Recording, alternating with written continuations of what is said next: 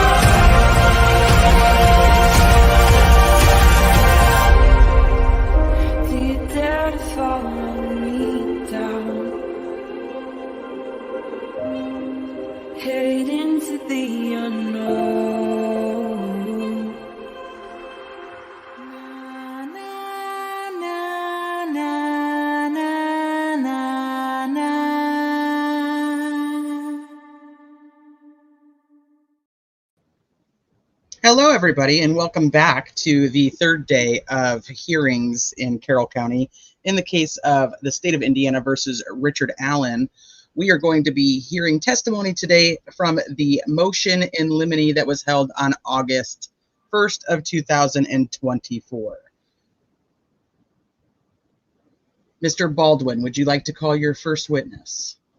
Yes, Your Honor. Put on Dr. Perlmutter. You may go ahead. Thank you, Judge. State your name and spell it for the record. Don Perlmutter, DAWNPERLMUTTER. Judge, I think what I'm going to do just to help out is and I don't know if this will help you, I don't know if you'll look on your computer or not, but I also have paper copies in whatever you prefer. Paper? Paper's better? Mm-hmm. Okay. I'm going to hand you what I'm marking as. It's been marked as Defendant's Exhibit EE. Can you identify that for me, please? That's my curriculum vitae. Okay. And did you put that together? Yes. And is it updated? It's about 2 years old. It's not updated. Okay. Is there any big missing pieces? Anything you want to add? Just a couple cases that I worked on in a training contract. We may get to that. Let's start with some basic stuff. What do you do for a living? I'm the director of the Symbol Intelligence Group and an adjunct in the Philadelphia College of Osteopathic Medicine in their forensic medicine program. Before we move forward, I want to kind of go through your CV with your help. On page 2, I think is it okay maybe if the judge were handed that? Okay. Do you want to follow along or? Are we admitting this? I'll move to admit. Thank you. No objection. All right. So without objection, EE is admitted. On page 2, Dr. Perlmutter, it says that you're a subject matter expert in the area of expertise, and it lists symbols, symbolic anthropology, anthropological methodologies, atypical homicides, ritualistic crime investigation, and other things.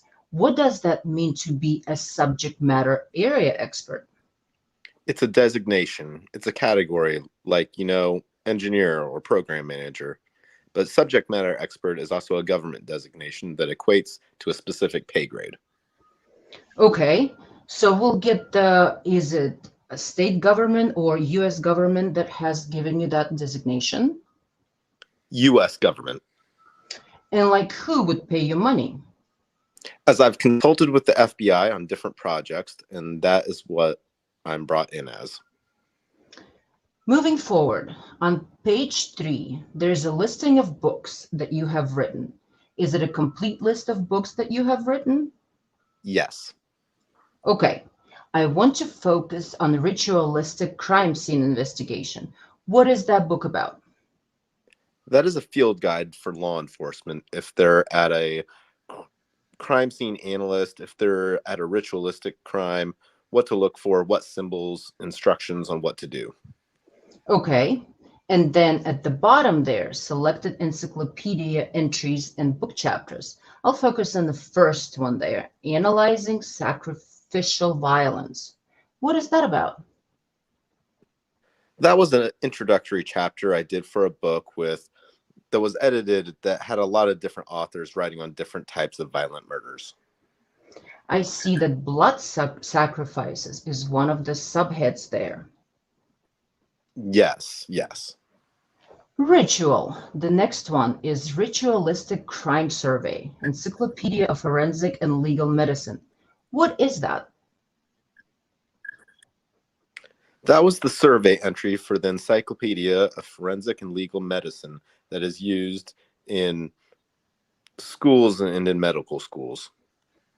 Have those entries been peer reviewed? Yes. The next page is detailing law enforcement courses development instructions. Tell the judge a little bit about generally what you do involving instruction. I train local, state, and federal law enforcement agents, analysts across every branch of government. Going through some of those, ritual homicide investigation. Is that a course that you have taught? Yes, that's a training that I've done for over 20 years.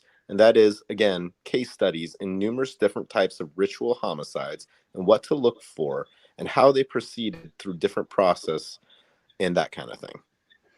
And you still teach that today? Yes, yes. Okay. And did you say to whom you teach that to? Yes, to local, state, and federal officers. What federal officers' agencies? Again, Homeland Security, sometimes DEA, just FBI, different agencies. Now, the next one is ritualistic crime scene investigation. What's the difference between ritualistic homicide and ritualistic crime scene, those two courses? The ritualistic crime scene investigation is everything except the homicides. Like that can be theft of human remains, it can be blood rituals that are done with certain subcultures, mutilations, just every different type manifestation of, can be narco cults, palo mayombe, just different types of things that officers would come across. That don't involve home. That short of homicide. Symbolic analysis methodologies. What is that class about? That's an advanced class that is for intelligent analysts and investigators on the actual methodologies. When they're analyzing different types of crimes, it's a lot of different, it's more than just behavioral analysis or investigative analysis. It gets into semiotics and hermeneutics, and it's a very theoretical class teaching how to apply different methods. Okay. And we'll talk about methodology later.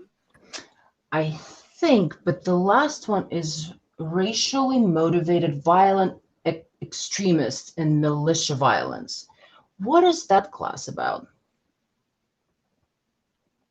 That's the trainings I've been doing for the past couple years. Racially motivated violent extremists involves like white supremacy groups. And when I do these trainings, I focus on the identifiers, all the different types of ideologies and religions that they hold, and like things like tattoos and rituals and initiation rites that would be associated with those groups.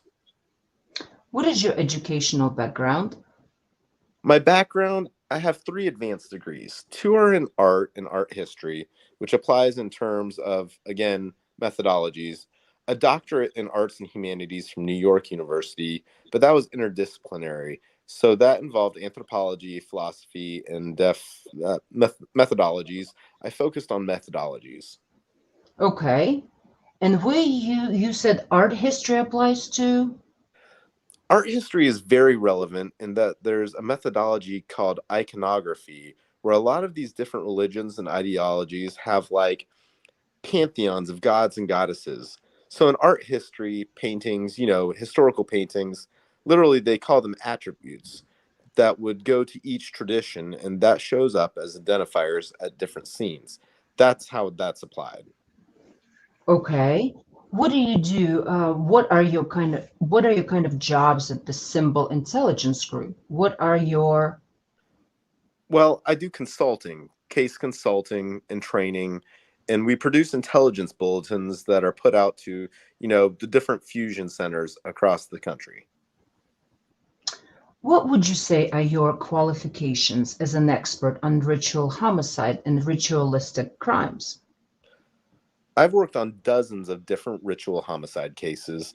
I have experience with that. I've worked on probably hundreds of ritualistic crimes, all at different phases, and have, written books on this and the textbook on it. Just also have crime scene training and just a lot of years of experience. Have you, when you said that you've been involved at various stages, what did you mean by that?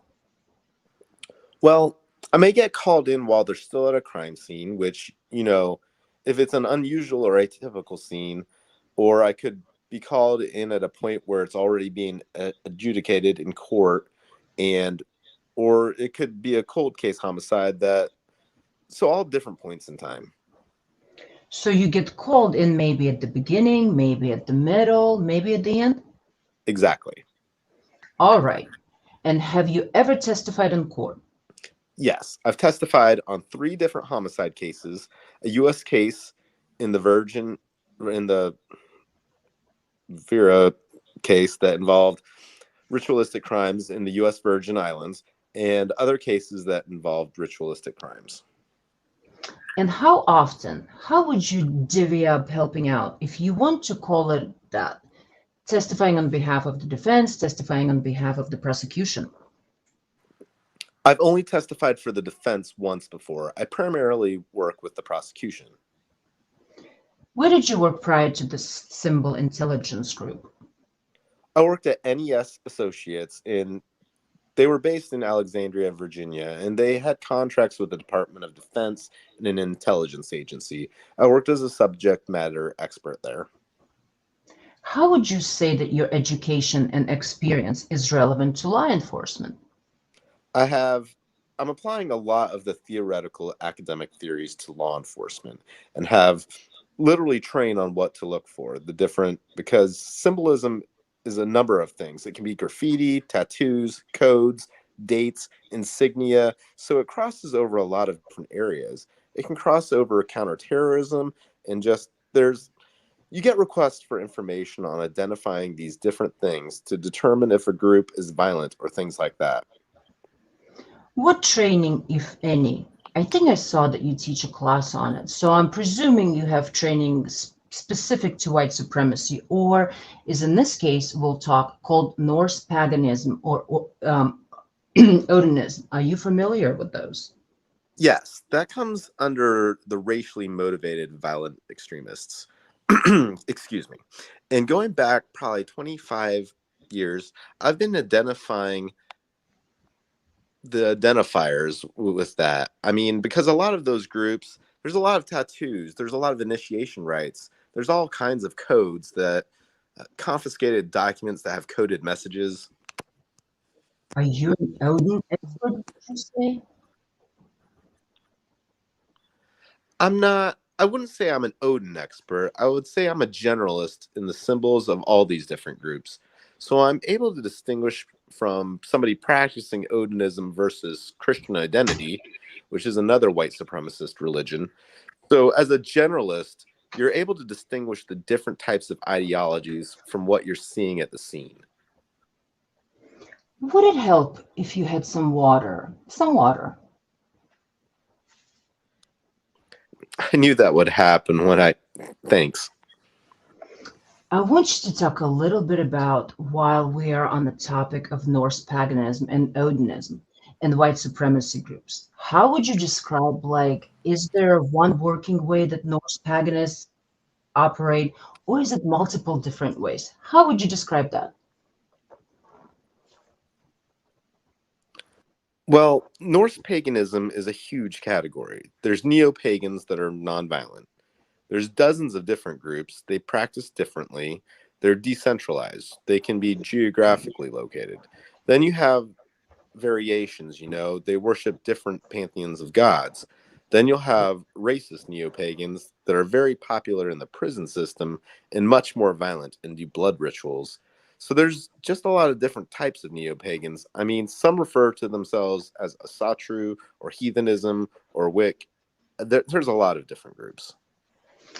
Would there, if there was a group that might say they're Odinists in Oshkosh, Wisconsin, or a Norse pagan group in Columbus, Ohio, I mean, would there be any similarities between these groups? Or,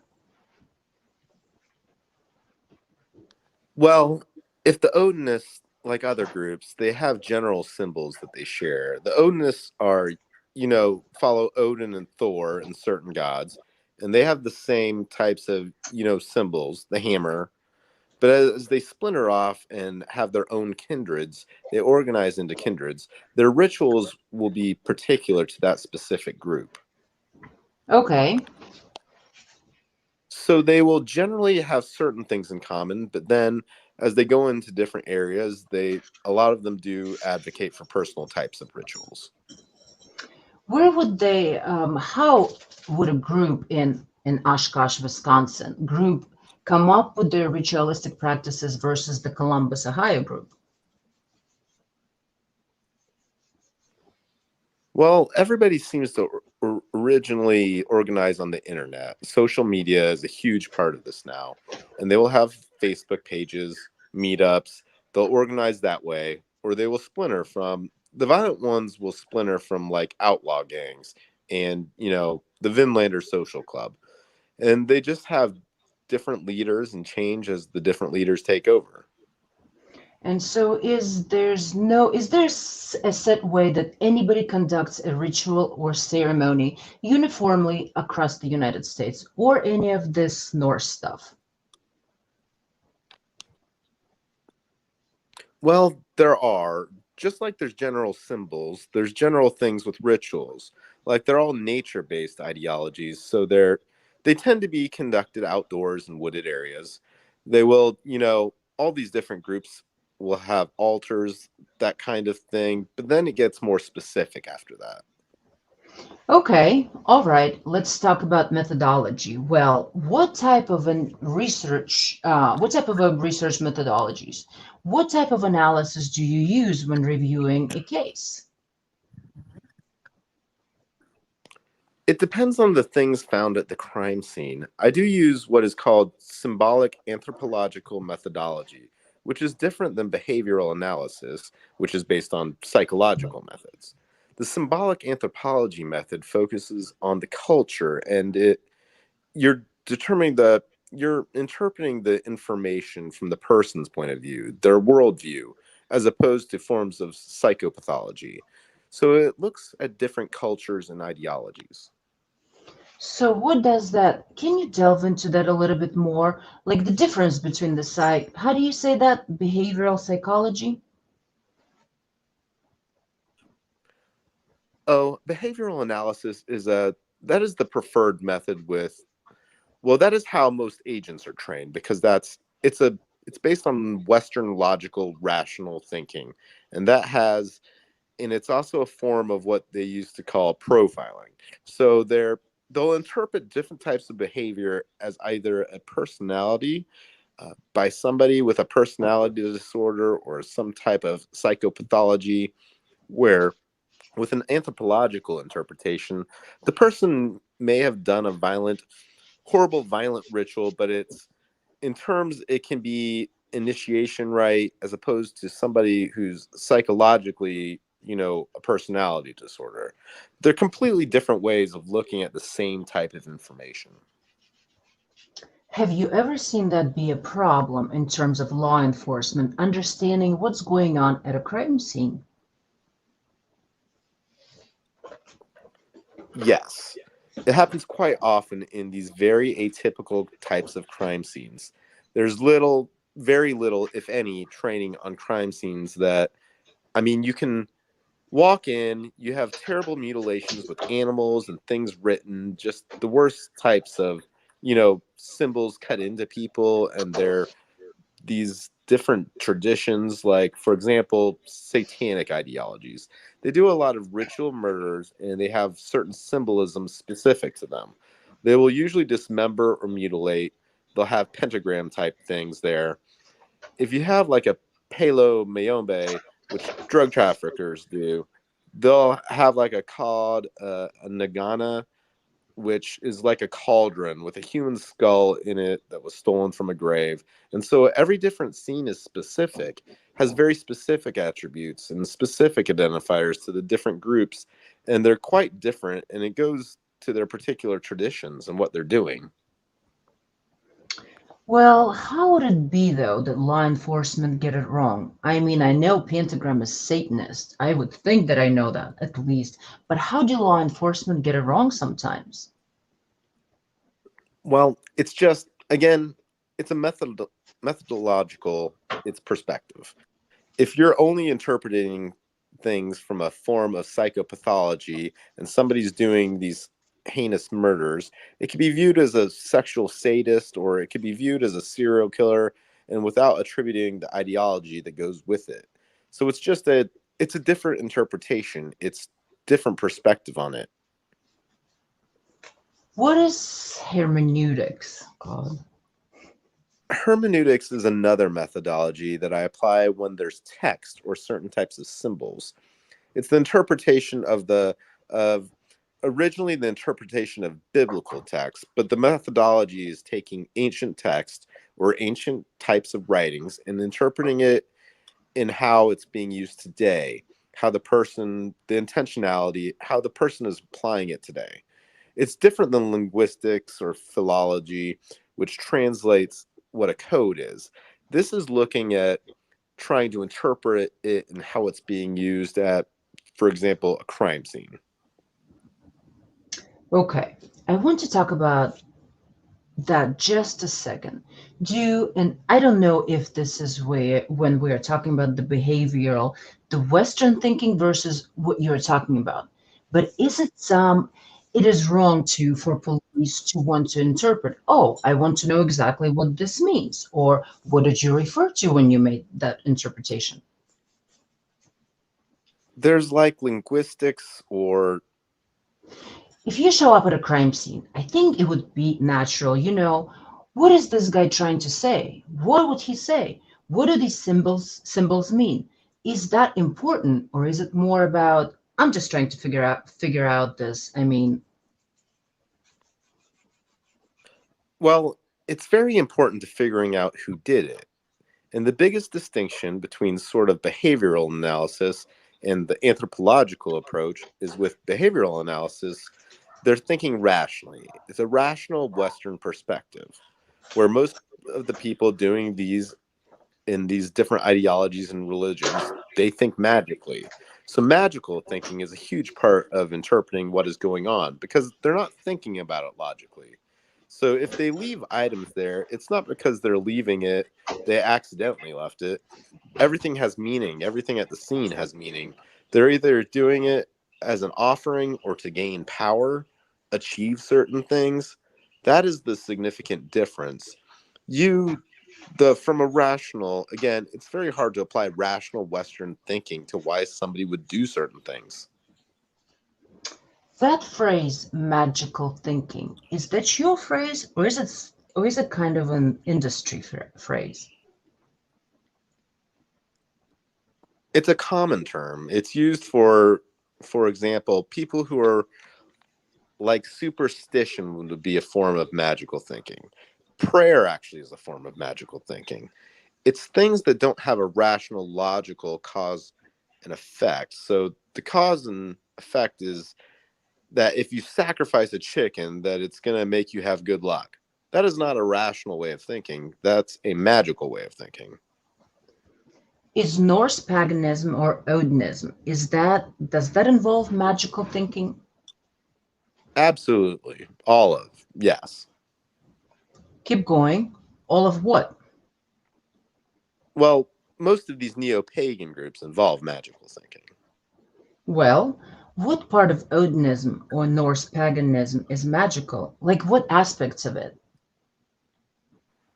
The whole belief system, the idea that, well, it's pre-Christian, so they're polygamists and they have lots of different gods and the rituals that are done. It's the belief if you have an altar and say certain things and arrange things a certain way that you are intervening in your life. You are making things happen, whether it's their way of prayer. We've heard about runes. What are runes as it relates to Odinism? Runes are in Odinism. Odin was considered the father of the runes. He discovered them after he hung on the tree, the world tree, for 9 days. But runes are an ancient, well, they're a Nordic language and they're imbued with magical qualities. So there's elder Futhark and younger Futhark, and they're used across the spectrum. A lot of different groups use runes, but they're very specific to Odinism as an identifier. What about blood as it relates to magical thinking in Norse paganism religions? Well, blood rituals are part of Odinism. I mean, the racist Odinist version, where it would involve, there's a concept of blooding the runes, where you're kind of consecrating your runes. You could have an altar and be doing things with blood. So it's also some do animal sacrifice. But is blood magical? I might not, maybe I'm just not saying that right. Blood is sort of the highest offering in across historically and across cultures. A blood offering was always one of the highest offerings. It represents life and death, the sacred and profane. So it when it appears at a crime scene or is being used, the offender usually understands its meaning. Is it personal to them, or is it something that everybody that would walk onto the scene would say, oh, I know exactly what this means? No, it's usually personal. A lot of these things are rituals that they're doing, personal rituals for their own. It's encouraged actually in a lot of these groups. I'm gonna put on just so I don't know if the court can read that, but it may not work here, but I want to talk about what are the indicators. And you teach a class on this, so Yeah. you probably don't even need me to put this up here, but what are the crime scene indicators that you teach law enforcement to look for when they come on the scene? I'm just gonna go through these one at a time. Are these are items you gave me? Yes. Is that correct? We just kind of put it on the poster board so you can kind of guide us through it. Ritual murder crime scene forensic indicators. Number one, place of death. Why is that important? Well, the place of death is very indicative of the type of ideology you're looking at. And like I said before, the neo-pagan, the Odinists, are all nature-based ideologies. So they do their rituals in clearings, outdoors. In fact, they have usually near bodies of water because they're dealing with the natural elements. If you have, for example, an indoor homicide scene that's a ritual murder, and I've had cases like that where there's more indicative somebody's doing a copycat of a film or something. It's not, the place is very significant. Your Honor, may I approach the board just to make sure? Sure. Yeah. I have a copy of, thank you, Your Honor. You're welcome. And we are in the moment we will be looking at you will be looking at a crime scene photos as we are going through these various indicators. What about the day of death? That's another thing you gave us that is an indicator of a ritualistic crime scene. Yeah. What does that mean? Dates are significant. Sometimes homicides they can occur due to astrological moon phases, celestial events. They can occur on specific holidays, political or current events. So one of the things I always check are that particular date. If it equates to a certain ritual that different groups do on that date. So yeah. We'll talk about that as it relates to this case in a minute. Now, cause of death is the third forensic indicator for a ritualistic murder scene. What does that mean? Cause of death is, of course, very, very significant because usually in ritual murders, there's a lot of torture, blood loss. You don't get bullet wounds. They're very usually stab wounds, and again, involving torture as part of what they're doing. Okay, so the cause of death, can you tell something when you are on the scene? Yes, and it can point to the different types of groups. Like I said before, certain, like cartels they do a lot of beheading ritual type murders and then put the head on altars. And you have Satanists who will carve symbols they tend to do different types of things. So what they do is very important. All right. Number 4 forensic indicator you have is the murder weapon. Why is that indicator of a ritual murder crime scene? Because the weapon of choice is usually a knife, a ceremonial knife. It's very rarely found at the scene.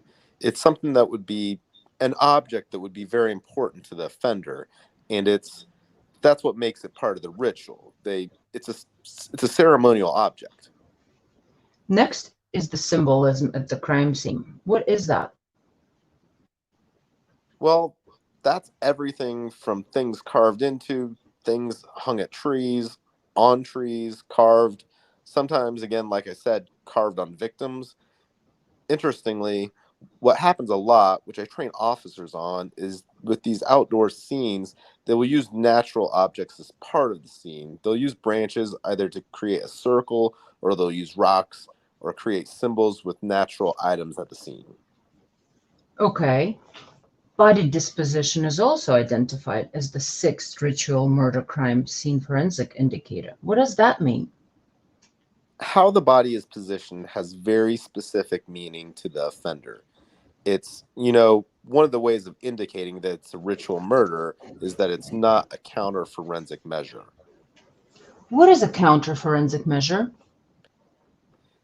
If somebody is just committing a crime and wants to get away with it, they will hide the body, bury the body, or to avoid biometrics. They'll, cut the fingertips off or something or things like that to avoid identification, or to literally hide from, so that the police can't investigate either who the victim is or who the offender is.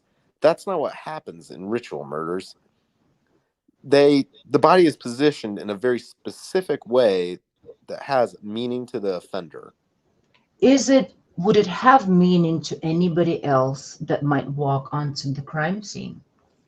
It may not, that's what you're trying to interpret it.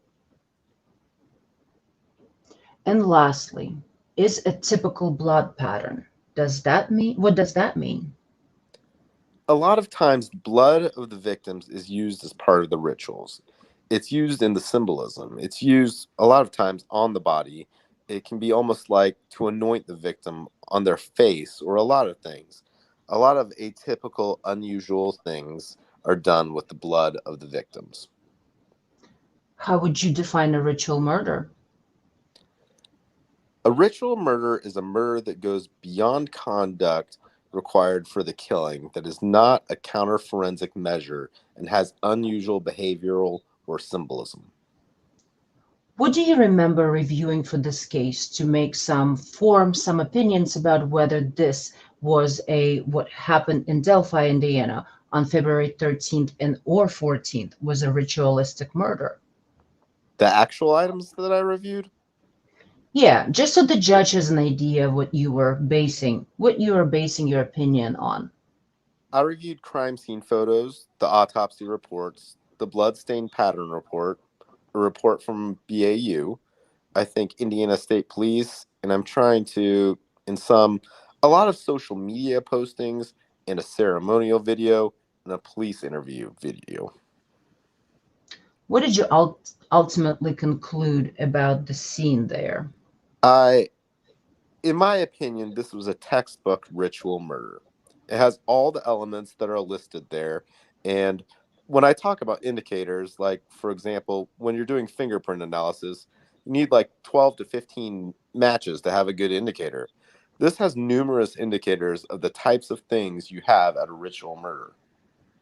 Okay, we're going to go actually through the 1 through 6. I don't know if we're going to hit 7, but place of death, ritual murder, crime scene, forensic indicator number 1.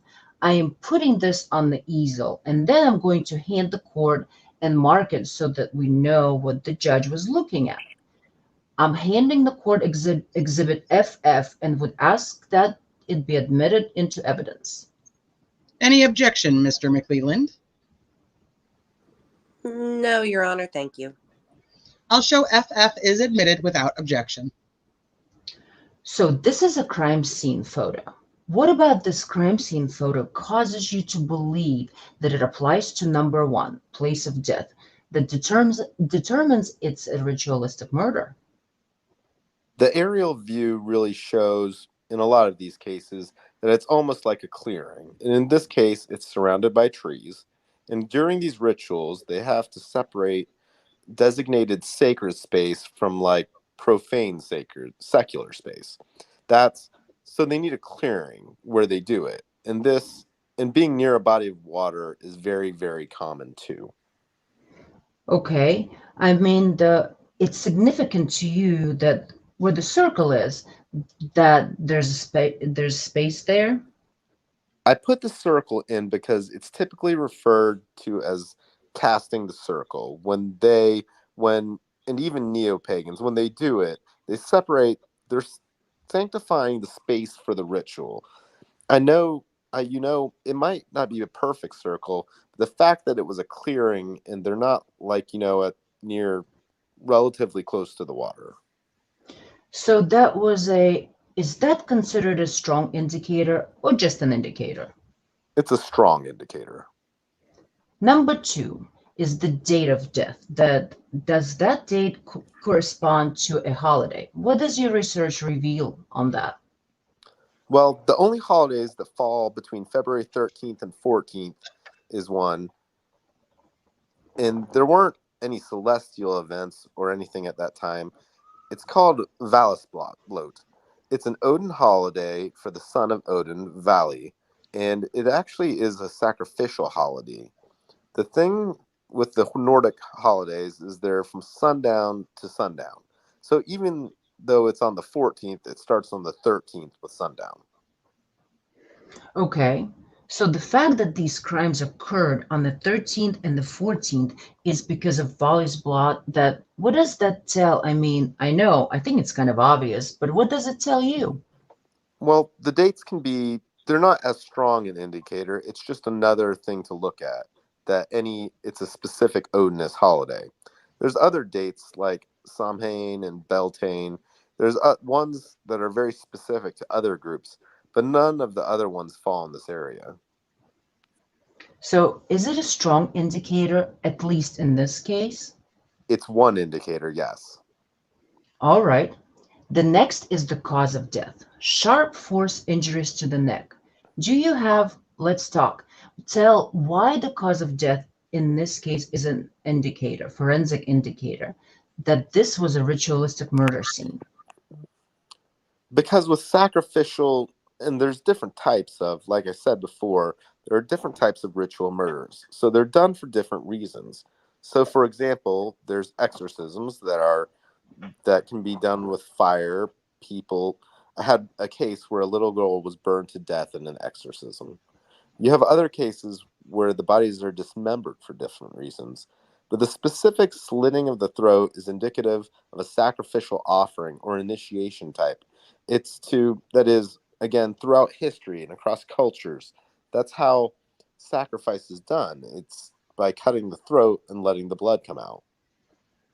Okay, I'm going to move to admit just the autopsy reports as evidence of what happened to these girls. And did you review the autopsies? I don't remember. I reviewed the reports and the photos, yes. Move to admit exhibits GG, which is the autopsy for LG and HA and HH and AW autopsy report. Any objection? No objection, Your Honor. All right, without objection, HH and GG are admitted. Is there anything more to be said about that you haven't already said about cause of death related to this case as an indicator? No, that's Next, we'll talk about the murder weapon itself. I'll show you here this board and move to admit exhibit A2. Did you review this item?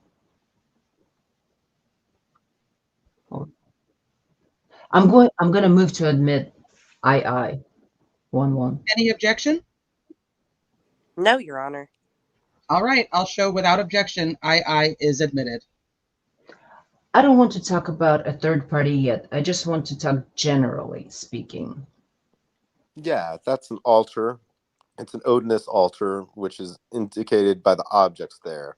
The Thor's hammer, the candle, the runes, the rune porch, the knife, personal photos, and the glass of mead or whatever that liquid substance was.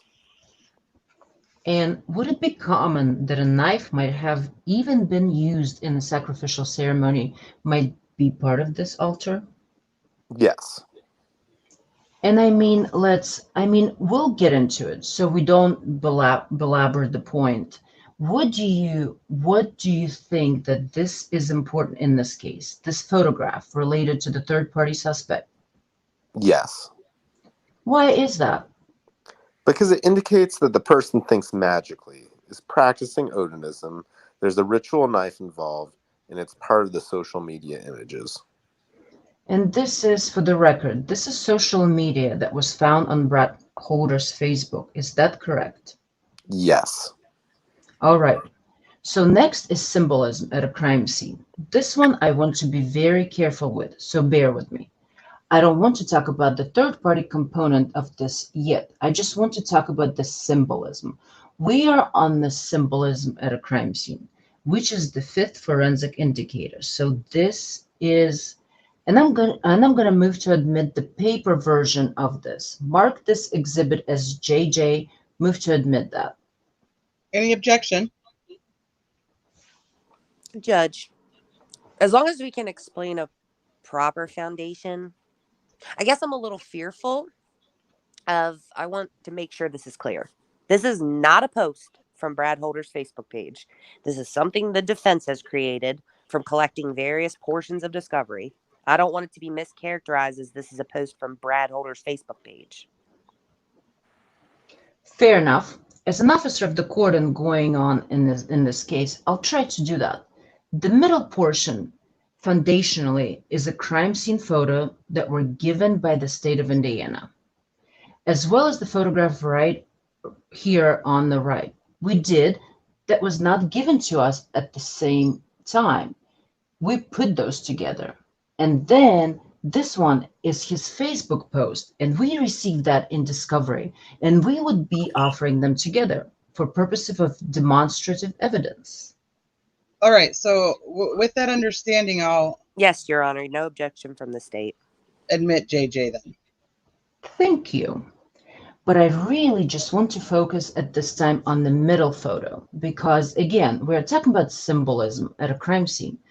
What is that indicative of as it relates to ritualistic murders? The branches were carefully placed in that arrangement. It appears to be identical to the marking, and it's the person is creating some type of symbol. In this case, after reviewing everything in the context, it appears to be what's called a bind rune. What is a bind rune? A bind rune is when you combine two or more runes and to create personal symbols or to combine the power of the two different things. It's done quite often, and it's very common type of practice, which, magical practice. Sorry, I had to kind of do my thing while you were talking, and I know that's probably distracting. I'm going to move to admit this is KK, move to admit that. No objection. All right, without objection, KK is admitted. I'm going to hand you what's been marked as KK, although it's 19 on the copy I'm handing to you. Okay. I want you to review that and just tell me what significance that is. The significance of this is the person is discussing on their post how they had put a mark on their body. It was the Gabo rune, and felt like different things were happening in their life. That it wasn't the gifts of the gods were giving him, both positive and negative. He felt he had to add another rune to it, which he did, the Isa rune over the top, creating the bind rune. And then literally at the end of the post is, repeating Isa rune, Isa Gabo, Isa Gabo. And then he combines the words, Isabo. This is. Isabo? This is indicative of somebody who's thinking magically.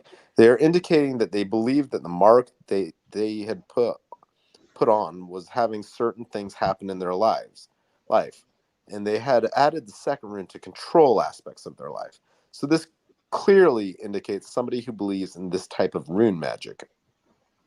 And that is, for the record, that is Facebook posting from Brett Holder. Is that correct? Yes. And this is the close-up version of that hand, the marking on his hand. Is that correct? Yes.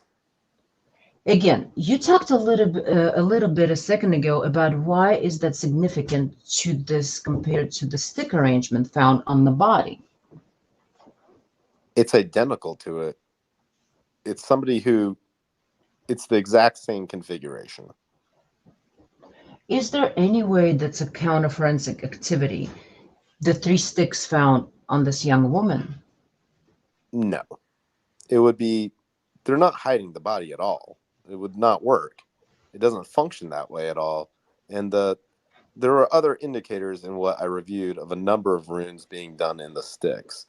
There were a number of social media photos of the scene, not just the marking, the sticks in the shape of runes. So there was rune magic was being done in branches in the woods. And we're talking about with this person named Brett Holder. You reviewed his social media pages. Yes.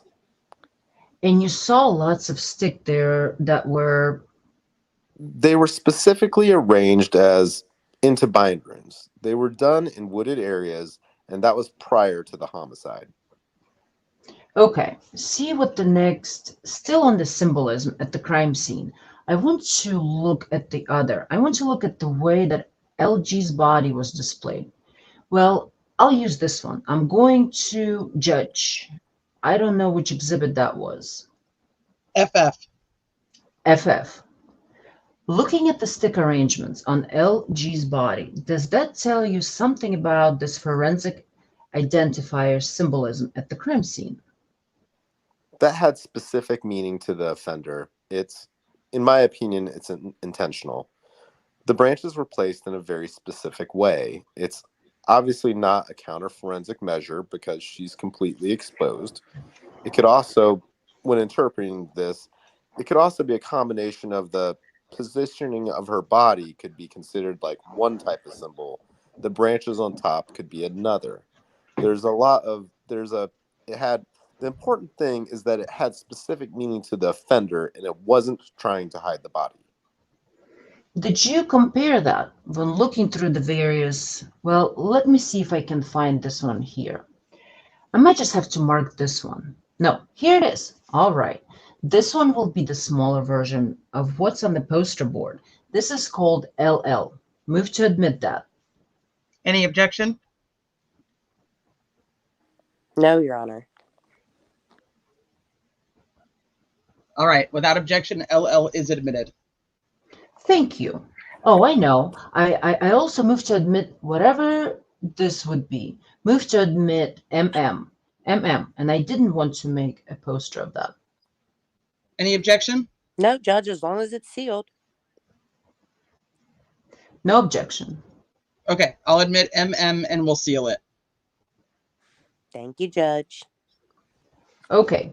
Actually, if I might, just be careful with this, if you would. I'm going to hand you what was just entered as MM at this another copy of the.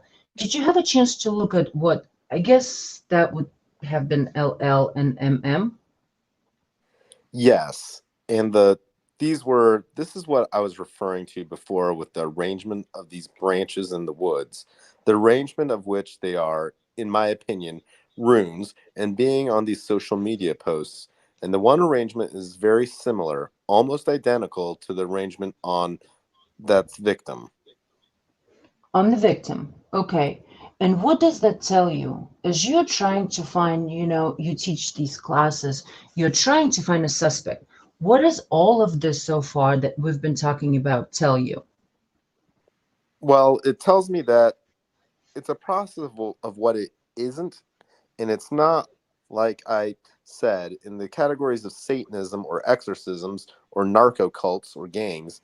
These are natural objects that are being used and consistent with social media postings with literally rituals that are being done in the same configurations. So it shows that it's a connection to that person. For the record, LL was Brett Holder's Facebook post that was of the two sticks, runes as you call them, correct? Mm-hmm. Yes. That's your opinion. Specifically bind runes. Bind runes. Well, this actually is, we're looking at, and I'm sorry, Judge, I can't remember which one this is.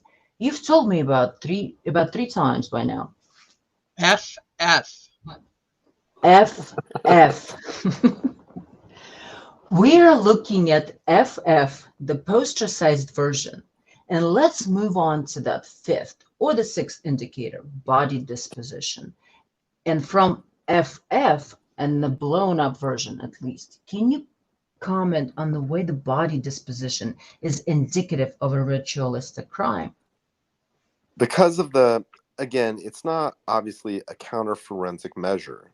The careful placement, positioning, the natural objects on top of the bodies, also the symbols at the scene.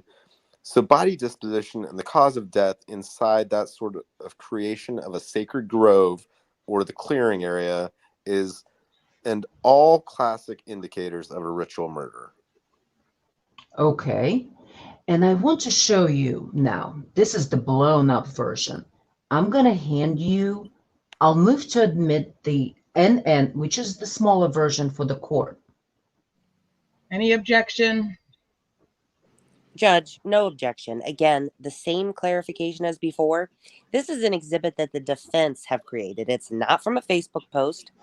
It's I would say a triple side-by-side picture that the defense has created. Okay.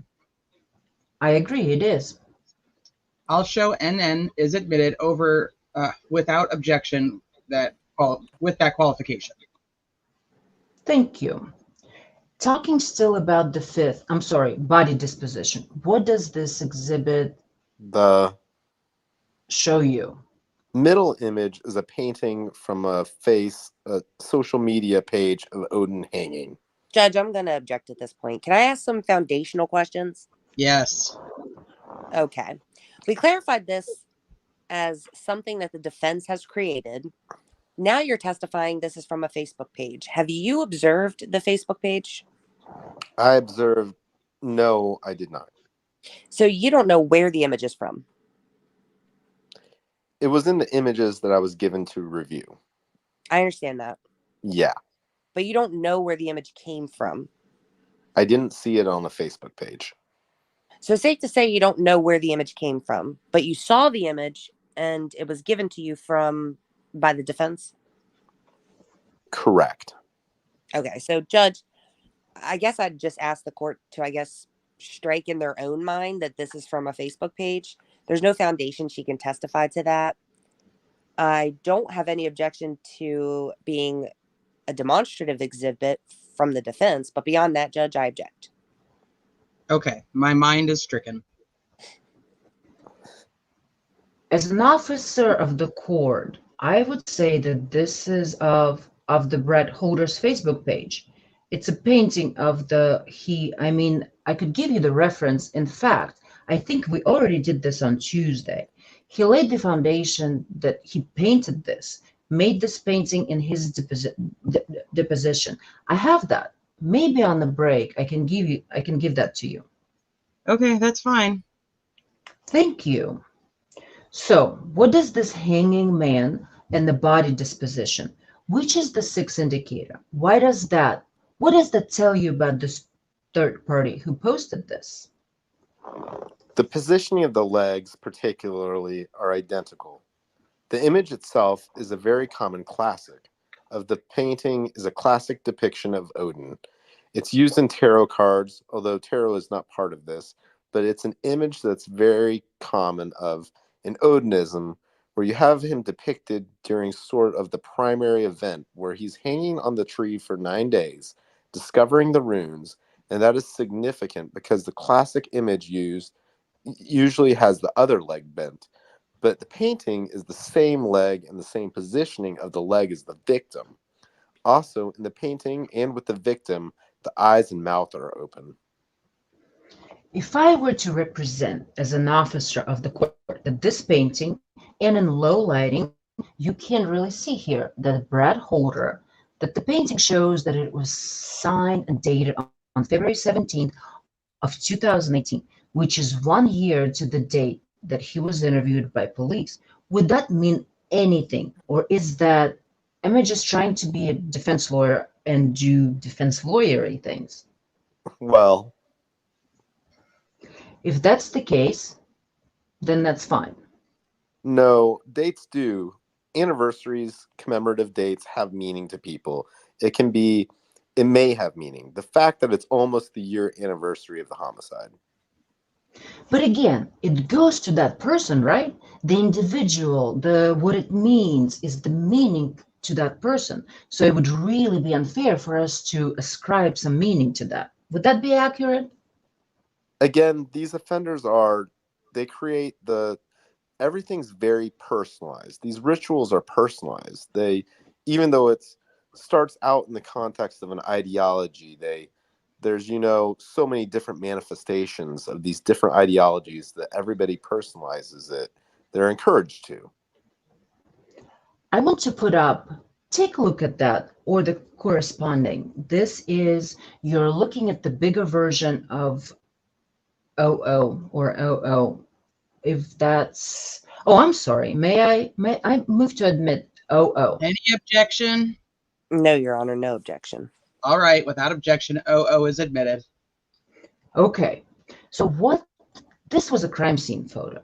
What is the significance of this as it relates to a forensic indicator? The significance is that the stronger significance is that it's in the victim's blood, and it's a marking on the tree near at the scene, and it, in my opinion, is an intentional mark. It's not like an obvious symbol under, again, Satanism or other types. It appears to be consistent with the ancient alphabets that are used quite a lot at these scenes.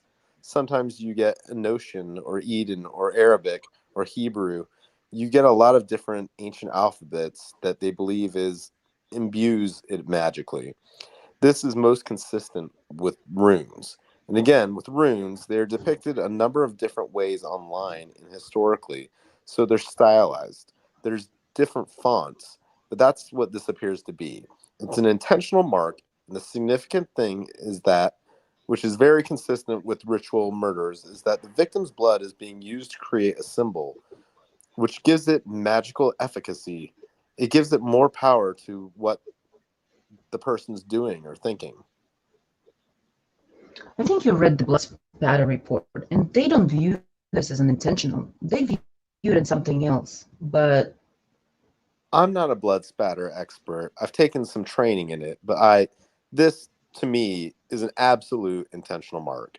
It does not seem consistent. well, we'll move on to this.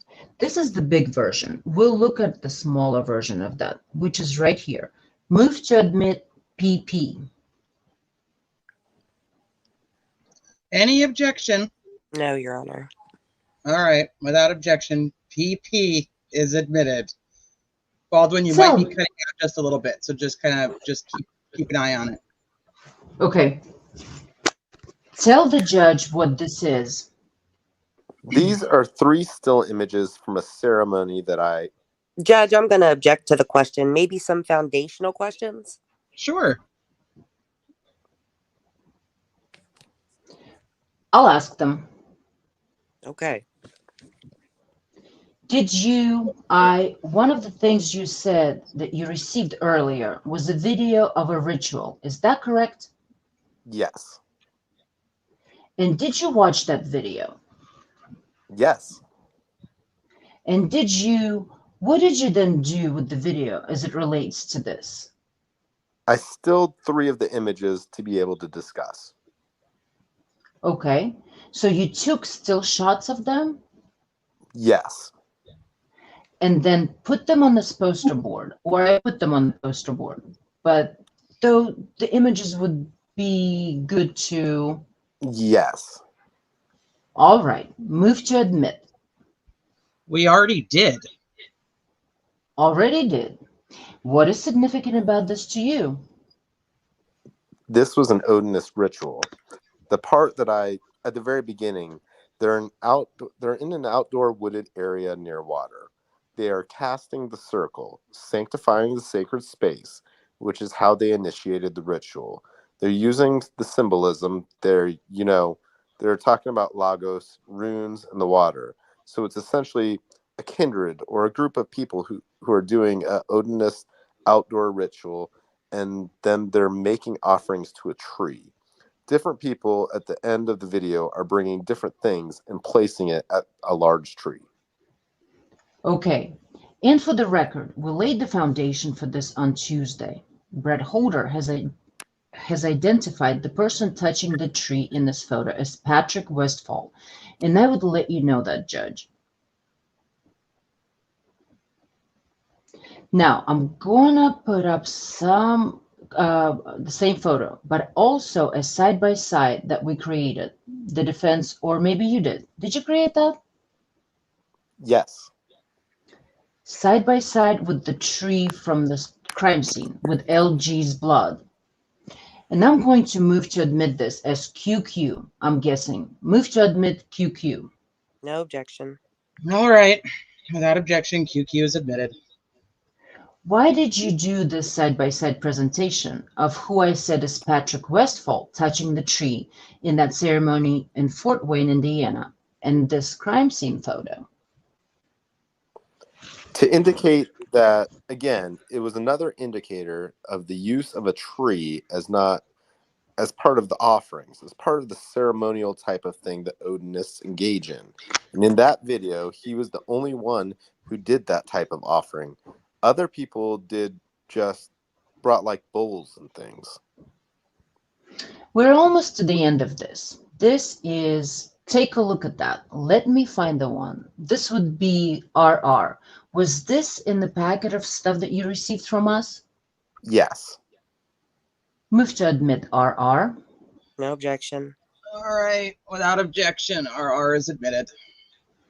Why was this significant to you in terms of trying to assess third-party suspects in the ritualistic crime scene setting?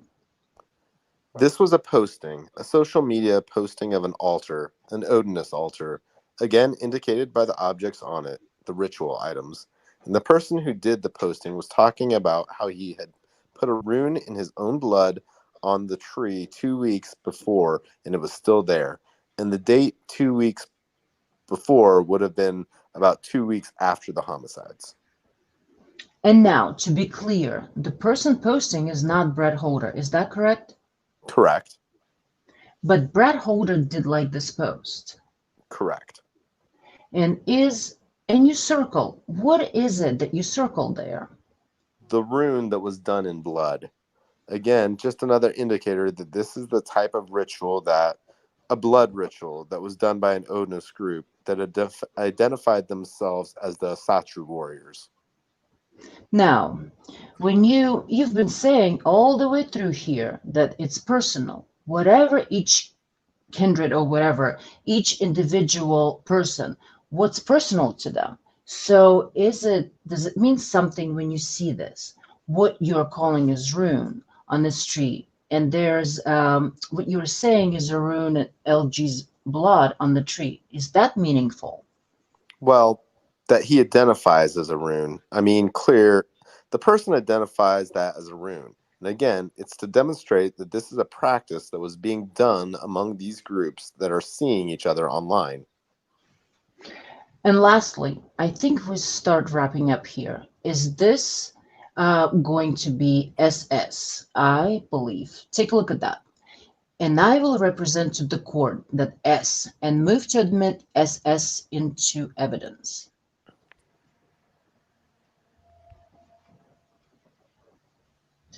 Any objection? No objection. All right, I'll show it's admitted without objection. I will submit to the court that this was what the defense calls the faked crime scene photo. It was found on. Judge, I'm going to object to him characterizing what the evidence is because the state doesn't agree with that characterization. And I think the evidence will show today that that's not a foundation for that. And so I object to that. I don't object to the picture being admitted and maybe something that she can consider in her analysis, but not to the characterization by the defense. Okay, I'll sustain the objection on the characterization. I'll submit to the court that this is a foundationally was true, what Trooper Purdy's has said that he saw this on this image on Brett Holder's Facebook page. So I think that's what we've established.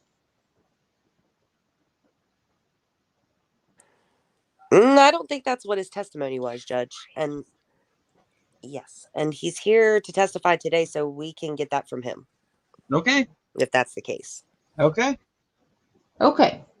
What can you, if this was on Brett Holder's Facebook page or a suspect's Facebook page related to the crime scene, what would this indicate to you? The depiction of two girls or young women posed in a similar manner, one posed in a similar manner with tree branches on top of them. It's indicative of the crime scene positioning. And again, is it common for people who may have committed a crime to go online and show kind of indicators of that crime scene on social media? In different cases, you're going to have different things. Sometimes you find a diary or a book of spells or whatever they're doing. In other cases, social media has become the way for people to sort of to show off, for lack of a better expression, their rituals and what they've done. I'm going to finish up here on direct examination with a couple questions. Based upon your kind of research, once you received this case and were asked to look into it, do you know whether there are any Odinist groups or were any Odinist group in Indiana in 2016, 2017? Yes, there were groups that splintered. You had the Soldiers of Odin that I think splintered into the Vinlander Social Club, which also had a branch of Firm 22, which 22 is the alphanumeric code for V. So there's sort of the support in women members.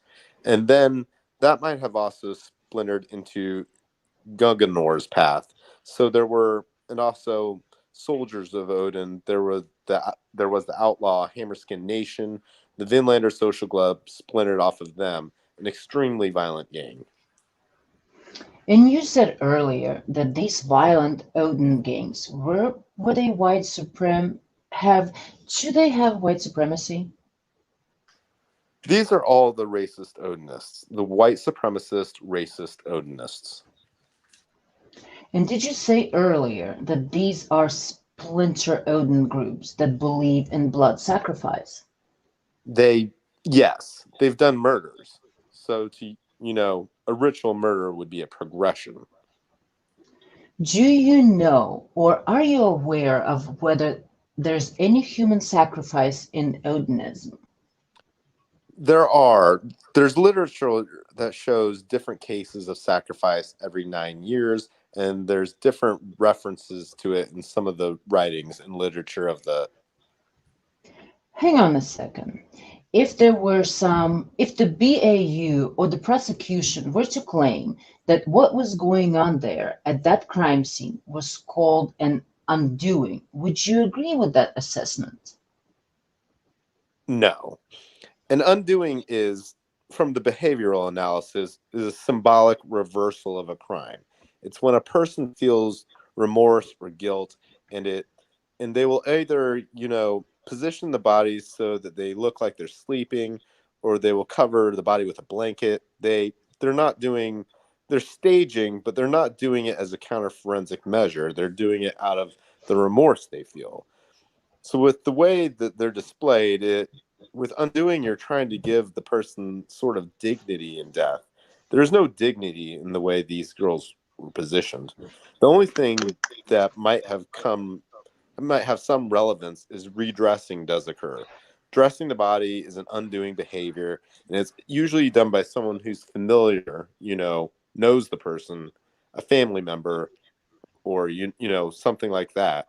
So in that one aspect, it would possibly be an undoing, but one is a psychological concept. The other, in my opinion, it's a ritual, and it was done for ritual purposes, not to as a counter forensic measure, and not as a form of remorse. Okay. Any doubt in your mind that this was a ritualistic killing? None at all. No other questions. Mr. McClelland. Thank you, Judge. Miss Perlmutter, we talked Doctor. about we talked about your education, and we talked a little bit about where you're employed. Do you work exclusively for the government? I work with different departments. The university, the Philadelphia College of Osteopathic Medicine, is a non-government one. Do you also do consulting, like you're here today? Yes, case consulting. And you get paid for those privately as well, right? Yes. Okay, so you do consulting or testifying work on the side beside the jobs at the university and the government. Yes. And so it's part of how you make your living is testifying about these things. Yes. Okay. What training do you have specifically to recognize when a crime scene is part of an Odinist ritualistic killing? The training I have is to identify different symbols and rituals that occur. So it's a process of elimination. And in this case, that's what I identified it as. Okay, well, let me back up. Any of the books that you've written, have they dealt exclusively with Odinism? No. Okay. Any of the training you've given to any kind of government department, have they dealt exclusively with Odinism? Not exclusively, but they're definitely part of the one-day training I do on RMVE. Have you ever had any training specifically on Odinist ritualistic killings, that narrow field exclusively? No, and I don't know if there is any training on that available. And so if that's true, which I think it is, that there is no training, how do you educate yourself about a discipline? Well, it comes from doing research, going to a lot of conferences. I go to gang conferences. I've done lectures at those conferences. I did have another homicide case. It's an open investigation, but it clearly has similar types of symbolism. We'll get to that part. Okay. Do you agree there's a difference between a ritualistic killing and a gang killing? They're not always mutually exclusive. Depends on which gang and what they're doing. Let me ask you this. If I'm in a break-off gang of Odinism, say the Hammerskins, and I murder somebody, does that mean the murder scene is an Odinist ritualistic killing? No. Okay, so there's a difference, right? Yes. If it's a gang killing, and I just kill somebody, and I'm an Odinist, that doesn't necessarily mean it's a ritualistic killing, correct? No, it doesn't. Okay. And especially since they usually use firearms. Let's say they don't. Let's say they use a knife. Just because they use a knife doesn't mean it's an Odinistic ritualistic killing, correct? No. Okay. It's the combination of... Okay. We'll get to that. But just because it's done outdoors, does it mean it's a ritualistic killing? No. Okay. In these Odinistic ritualistic killings, through your research, Who is typically what human or what kind of human is typically sacrificed in these ritualistic killings? It has meaning to the offender. Okay. With the white supremacy groups, they target Minorities, right? yes. Have you ever seen a racist Odinist group target 2 young white females? They will do that if they can. It's a yes or no. No. Okay. By the name itself, racist would mean some minority group, correct? Or race traitors. Yes or no? Yes. Okay. And so, if a racist Odinist group killed a white female child, that would go against the racist part of their group, correct? But it could also be an indicator of other things. But through your training and experience and what you've seen, you just testified you never in your experience have you seen a racist group kill a white child. That would be against what you learned and what you've seen, correct? Correct. Okay. To be a ritual, the name alone, at least to me, implies that it has been done over and over and over. In these Odinistic ritualistic killings, have you seen that? Are these killings done over and over and over? That's not a correct definition of a ritual. Okay. That's not how I would define a ritual at all. Well, let's back up. How many Odinist ritualistic killings have you seen in your career? There is the open investigation the other homicide case, and that was in 2020. And so there's an open investigation on that case. Yes. And so I assume with the investigation being open that whether or not it's an Odinistic ritualistic killing is still open as well. Yes. Correct? You talked about various Odinists have general symbols they share, but the rituals are particular to the individual person. Is that correct? Yes. And are there any symbols in the ritual that are the same across the board? They use the hammer. They wear the pendants. Those are the general type symbols. They get rune tattoos, raven tattoos. I guess I didn't ask the question very well. Oh. Are there any symbols left at ritualistic crime scenes that involve Odinism that are universal across the board? Universal? No. Whether it be the state or the defense team, when somebody asks you to examine a crime scene, what evidence do you typically look at? I typically look at any kind of symbolic or forensic evidence. So the scene, the crime scene, autopsy, social media, computers, anything that falls within my area of expertise, those. Does the party hiring you, do they typically give you all the evidence and let you sort through it, or do they handpick which evidence you look at? They give me, I guess, pretty much give you everything and I review it. And so when you're reviewing those things, is it important to look at the other people that were investigated? Yes. Is it important to look at their background and any evidence that the law enforcement or defense may have on that person? Yes. Would it be important to look at any depositions anyone's given? Yes, it could be. Would it be important to look at the suspect's deposition? Yes.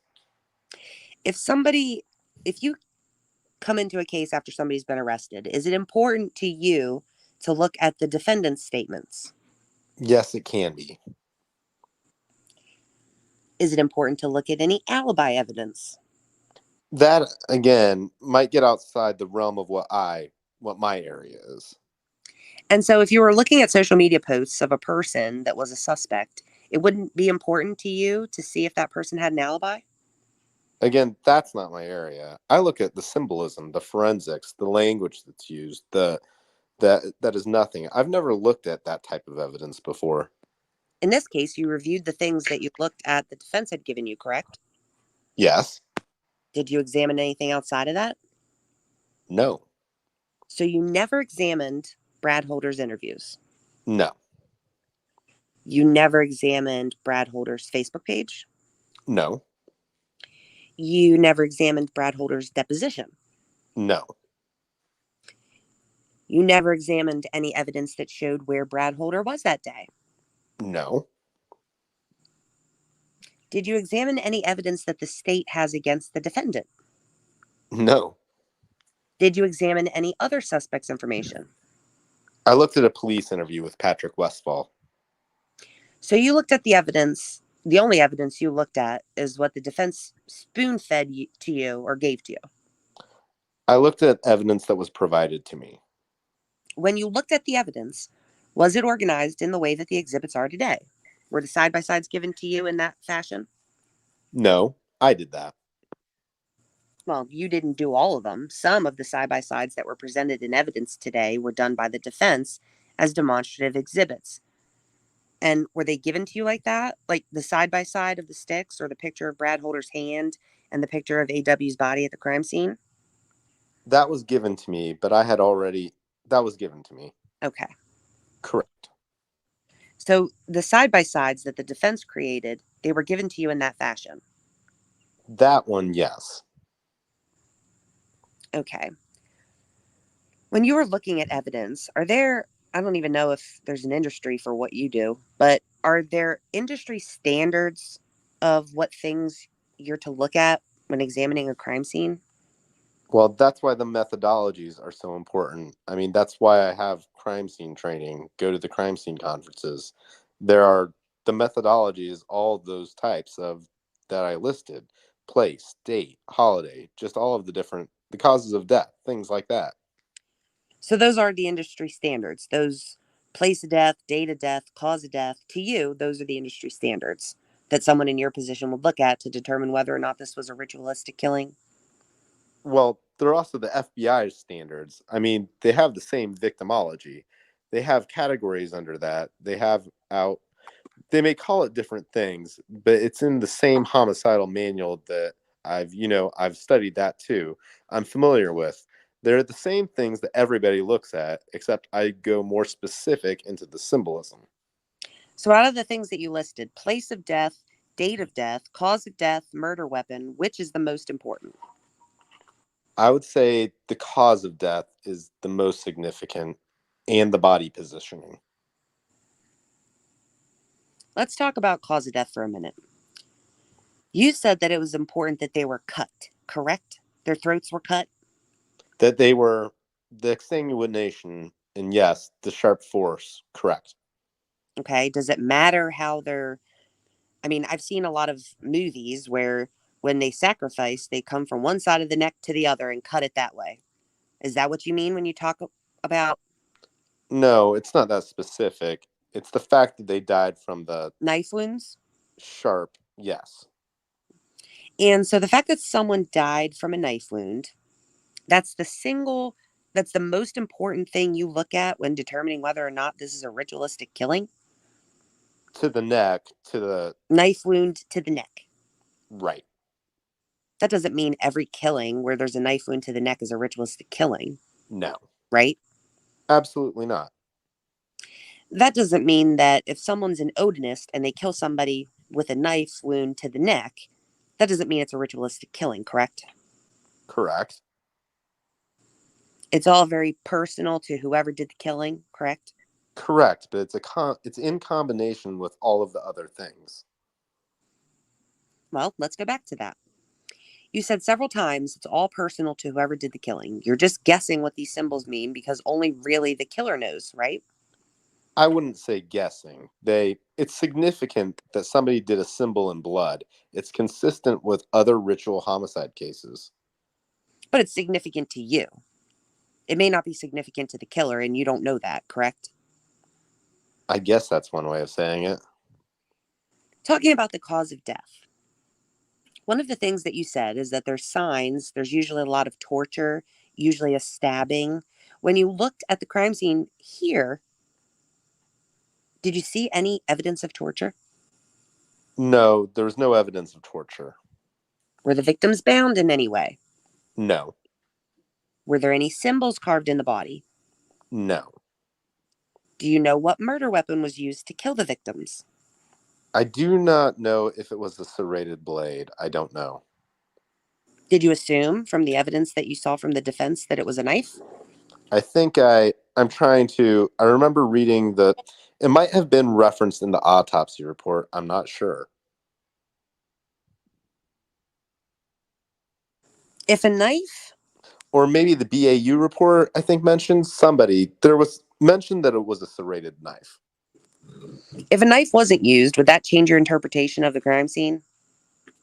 If it were a bullet wound, that would. What if it was a box cutter? That would not change the interpretation. So any sharp object in your mind, that's a symbol. In one case, it was a letter opener. So yes, is the answer. Yes. Any sharp object, that's a symbol to you that this is a ritualistic killing. If they're using it, combined with everything else you saw. if they're using it in that situation What's that situation? in an outdoor scene with a body positioned and in the woods near water, positioning of the bodies, the whole combination. Positioning of the bodies. Do you agree that AW, her body is right where she died? It was not moved. I don't know if she was dressed or redressed, so she had to be moved for that to happen.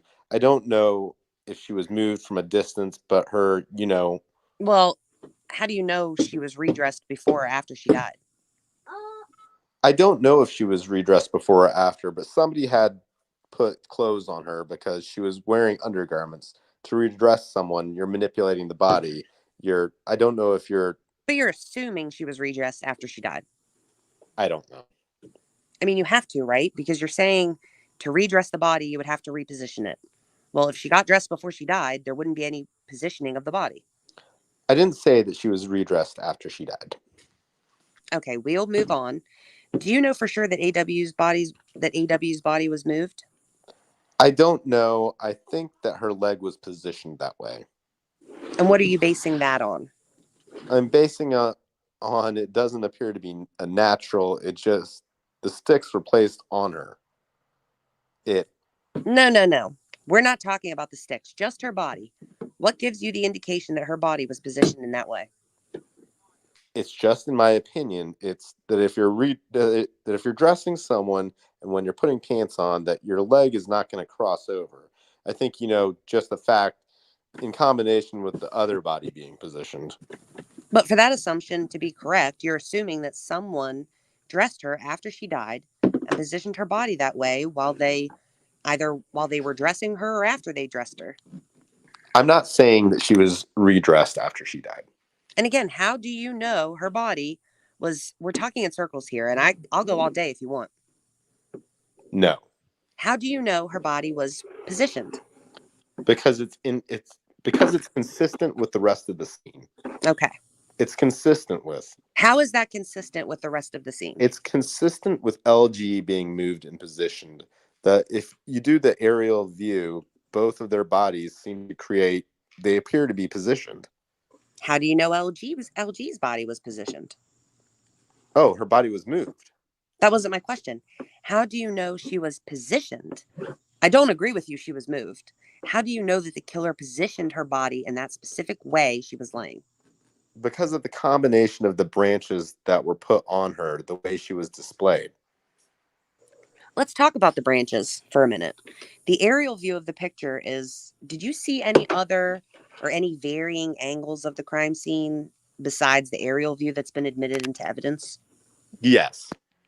And so did you see pictures of the crime scene from the water? I don't think I saw it from that angle.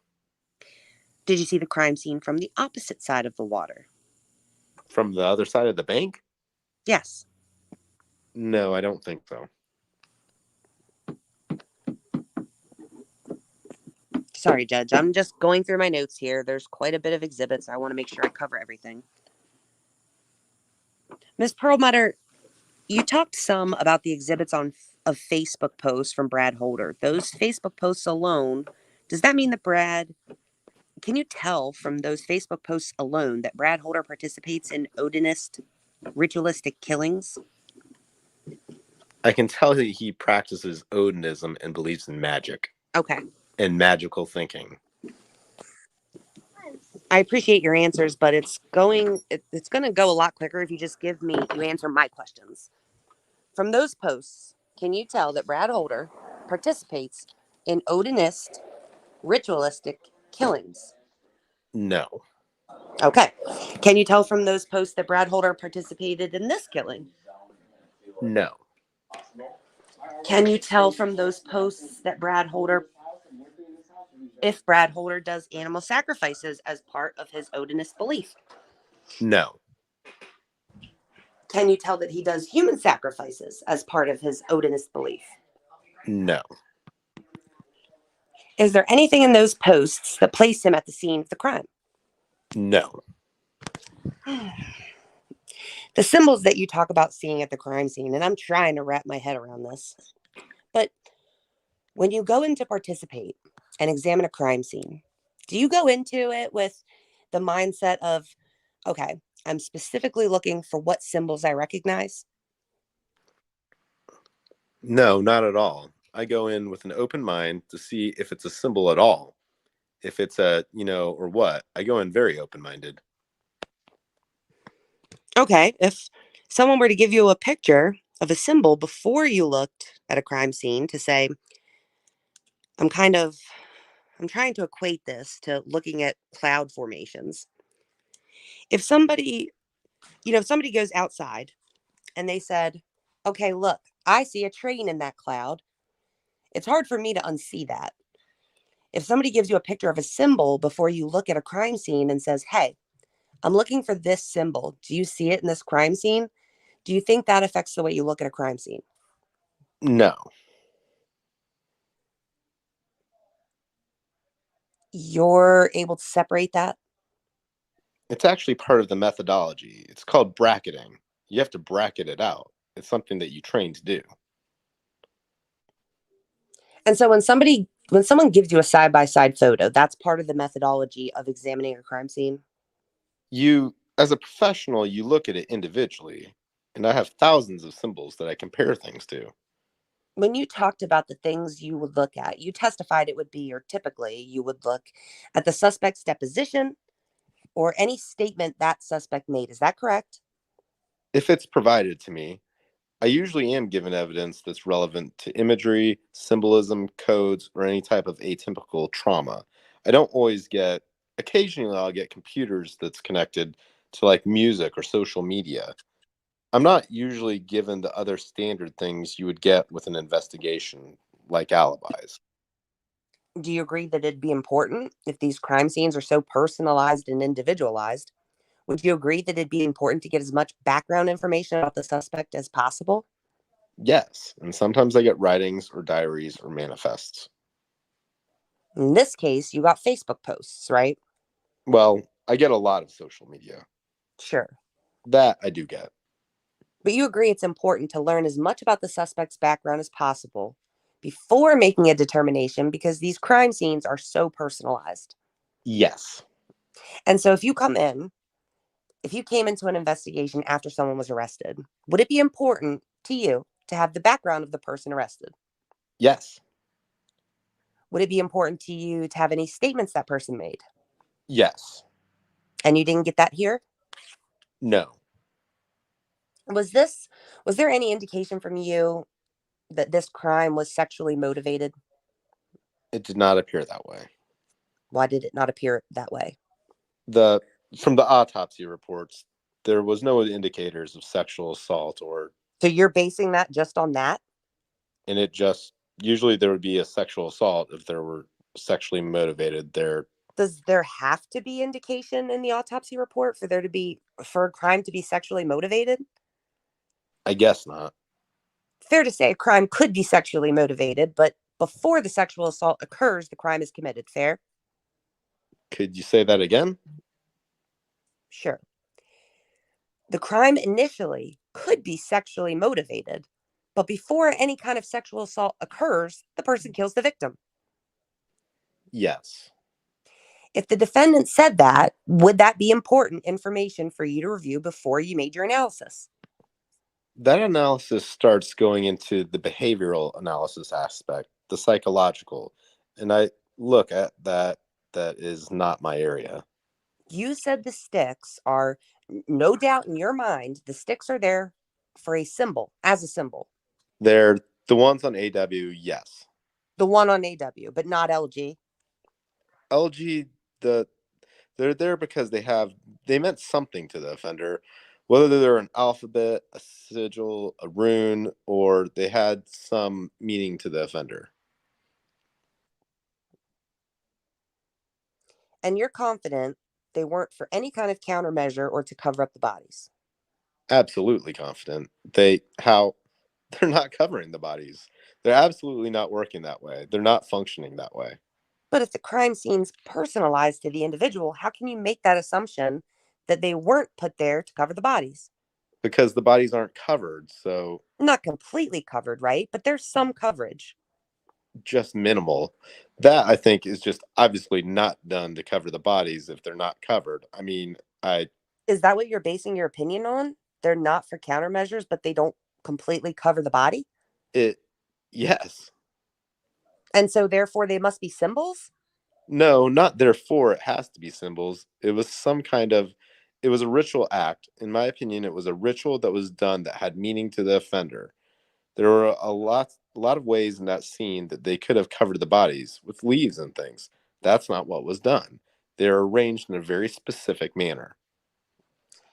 If the defendant made a statement that the branches are there intended to cover the bodies, would that change your opinion? No, I don't think it would. So regardless of what the defendant said, you're going with those are part of a symbol? I'm going with they had a different meaning to the offender. Would it change your mind that the defendant here's admitted to killing the girls? No, it's still. Would it change your mind that he admitted to killing the girls and his defense team has admitted he has no Odinist ties? Would that change your mind? No. The blood on the tree. How confident are you that that is a symbol as opposed to blood spatter? I'm extremely confident. It's an intentional mark.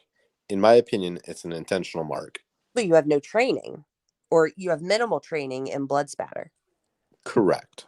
So how can you rule that out? Because of the appearance of it and the context that it's in with it being done at that scene. What is the context it's in? Can you explain that to me? What context is the blood on the tree in?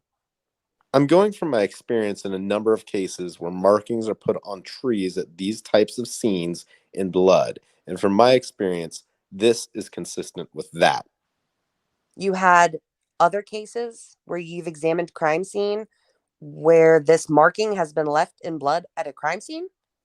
Not that specific marking. But you have minimal training in blood spatter? Correct. And you've ruled that out? Yes.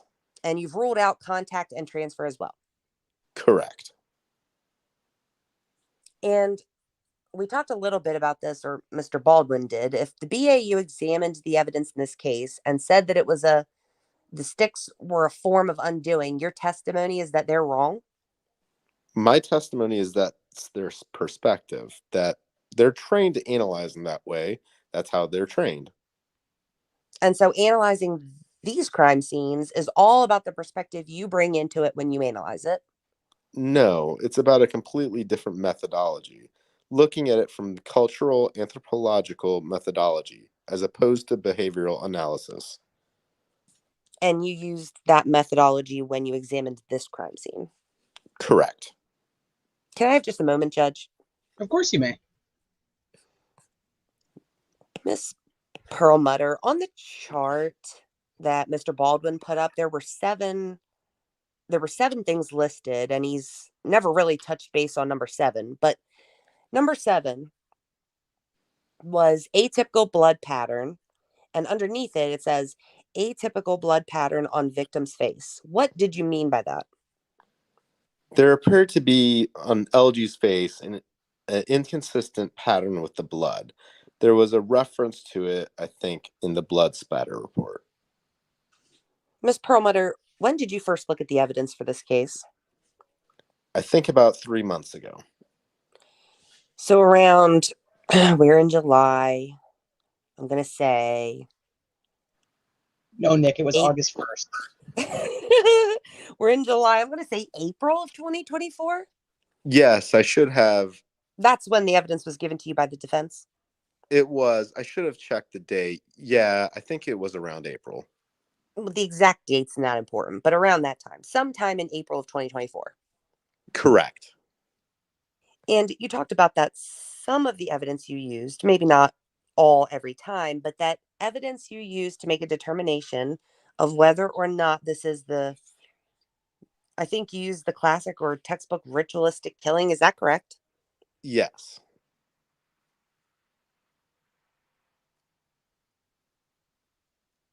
Hold on one sec.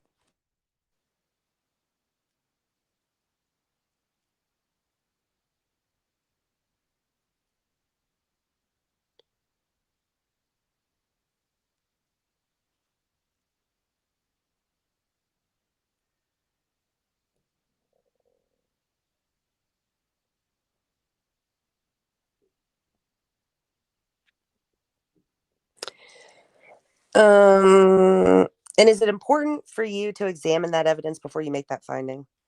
Yes. How important? It's important to examine the evidence. I mean, common sense says it's important to examine that stuff before making an analysis, so your analysis is correct. Yes. Is that fair? Yes. Back on September 19th of 2023, did you appear on court TV? Yes.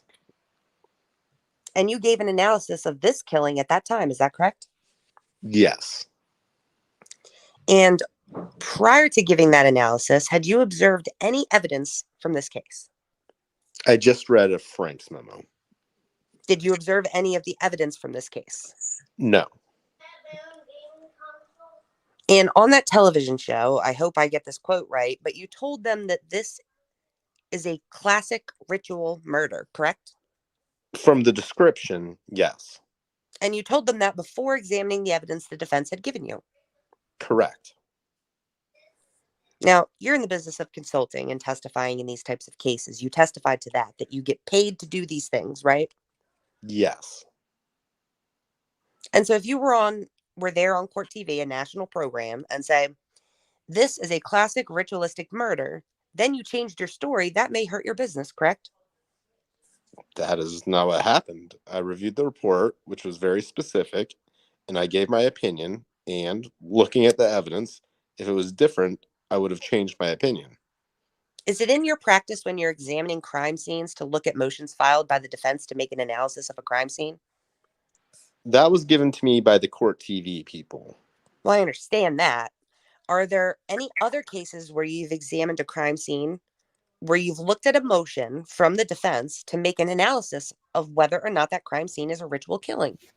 That was no. That was Goes outside your standards, correct? yes. Okay, I don't have any other questions, Judge.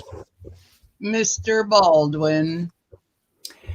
You said something about a serrated edge, and that was you believe in the autopsy report. It was either the autopsy or the BAU report. It was mentioned, I think, in one of the reports. If it was in the autopsy report, it's an evidence. Do you know if a box cutter has a serrated edge typically? If you don't know, that's fine. I don't think they do. Okay. You were talking and trying to answer, and you said something about race trading, a race trader. What were you trying to say there? I think the question was, has anybody ever seen racists who kill white people? White supremacists target minorities, Jewish people, and anybody they consider a race traitor. They also get into gang with each other. I mean, they will target members of their group if they feel didn't do certain things correctly, or was an informant, or there was a lot of other reasons they will target. All right. And just for everybody's understanding, that when you are an Odinist group with racist kind of ties to racism, which is more prevalent in terms of if I don't even know if you know the answer to this, which is the more driving force, the Odinism or the racism? They just go hand in hand. It's part of the it's fundamental to the racist Odinism because they feel that Christianity mongrelized the pure Aryan traditions, so they identify with what they think is the original warrior culture. When you were asked by the state about this defendant here not having any, the defense has represented that there is zero evidence that Richard Allen has any ties whatsoever to Odinism, runes, Norse paganism, any type of cult. Would that be consistent with that crime scene? That somebody that committed those crimes, somebody who has no knowledge of that? That would not be consistent. No other questions. Mr. Baldwin. Oh, sorry, Mr. McClelland. Thanks, Judge. Miss Perlmutter, you talked about race traitor. Did either one of the victims fall within, to your knowledge, did either one of the victims fall within one of those categories you talked about under being a race traitor? I don't have knowledge of that.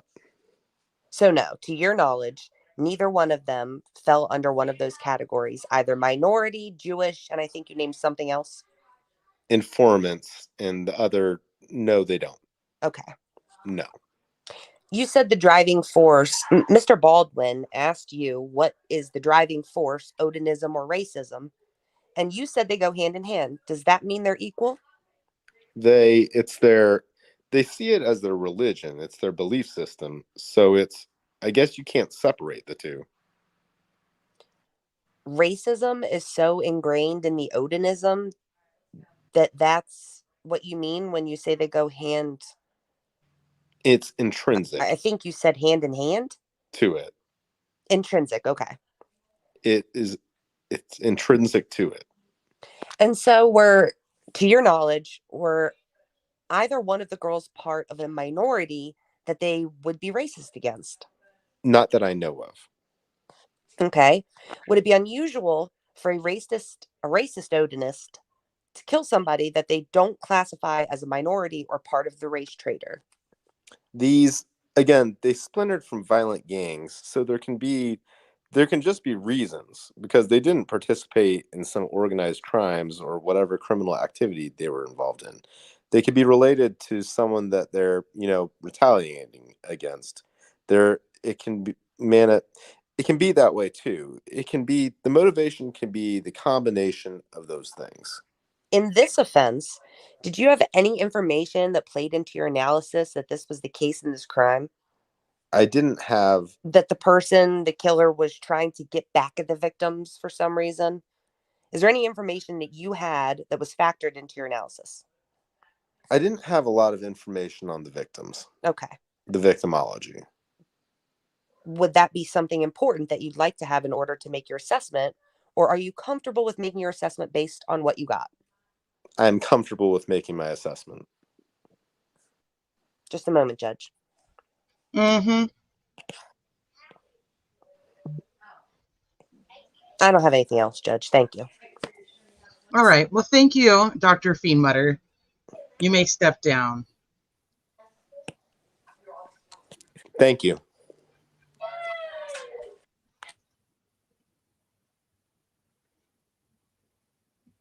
We're going to be moving on to testimony of Jerry Holman. Mr. Baldwin. State your name for the record. Jerry Holman, Holeman. Thank Perfect. you. Lieutenant Holman, are you familiar with what I think is commonly often known as Sketch 1 and Sketch 2? Yes. Okay, I'm going to... Can you move your microphone? I can't hear Andy, but I can hear you too. Can you move the microphone to the other side of... Oh, sorry. Oh, sorry.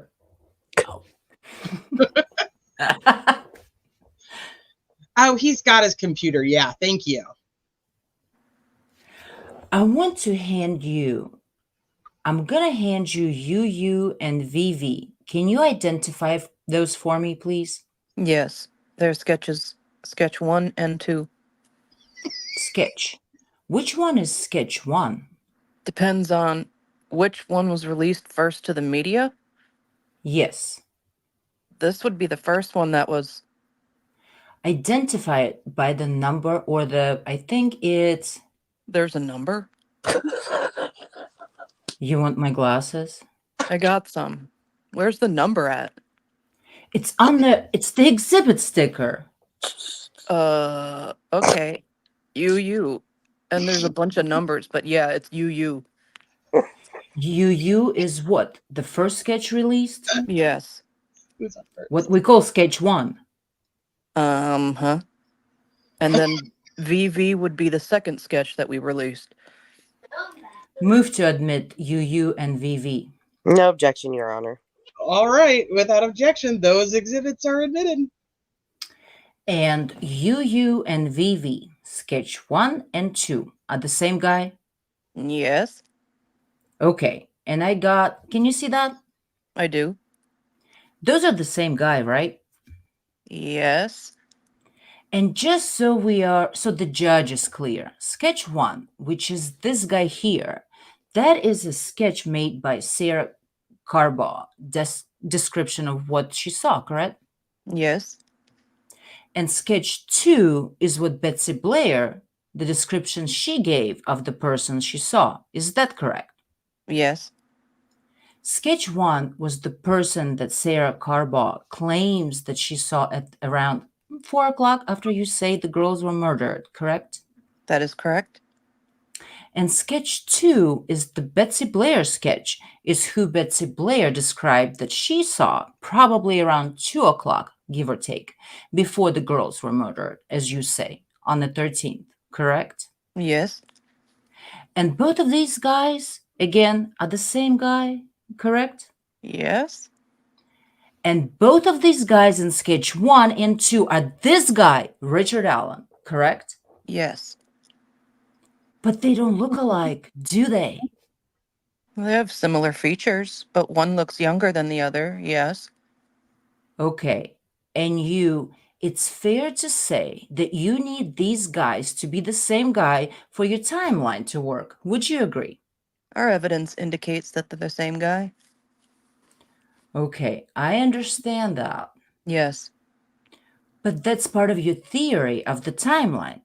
Is dependent upon these guys being the same guy, sketch 1 and sketch 2, correct? Yeah. Yes. But that's not always the way that the state police viewed sketch 1 and sketch 2, is it? I'm sorry.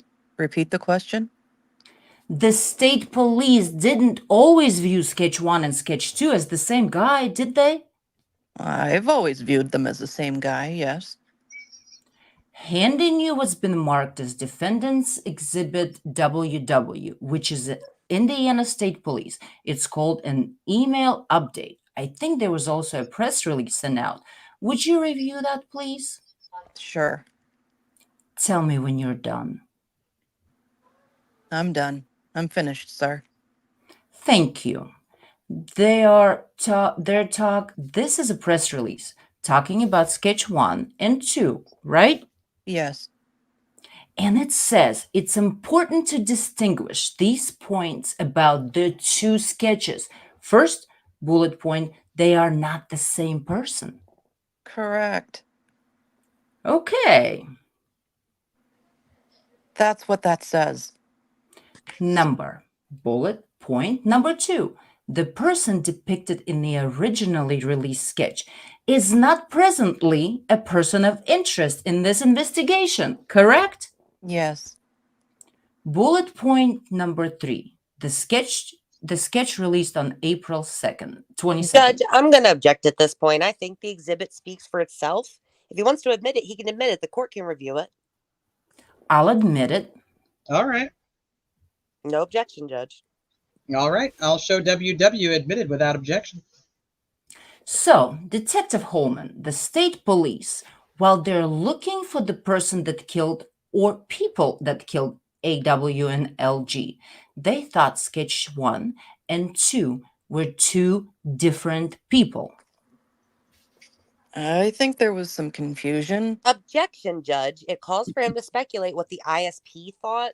He can testify as to what he thinks, but again, the document speaks for itself, Judge. Sustained. The press release that you read indicates that these are two different people. Objection. Asked and answered. Sustained. After Richard Allen was arrested, Sketch 1 and Sketch 2 were considered to be just one person, Richard Allen, correct? Yes. No other questions. Mr. McClelland. Thank you, Judge. Lieutenant Holman, sketches. Are they a tool that law enforcement use to identify possible suspects in a crime? Yes. And are you aware in this offense, my understanding is that Miss Carball and Miss Blair, they didn't want to do a sketch, but they were pressured by police to assist in the investigation. Is that a true statement? Yes. Okay. And the timeline. They asked you the question, the timeline is dependent on the sketches. That's not a true statement, is it? Our timeline isn't dependent on these sketches. No, it's dependent on the people that saw these people that they sketched. So witness testimony. Yes. Okay. And then the last question he asked you was, once Richard Allen was arrested, it was ISP's view that these are the same people. Has it always been your view that those sketches represent the same person? Yes, sir. So ISP's view may be different. Your opinion is that those represent the same person. Yes. Okay. I don't have any other questions, Judge. No other questions. All right, thank you, Lieutenant. You may step down. Call Christopher Cecil, please. Hold, Thank please. you, Judge.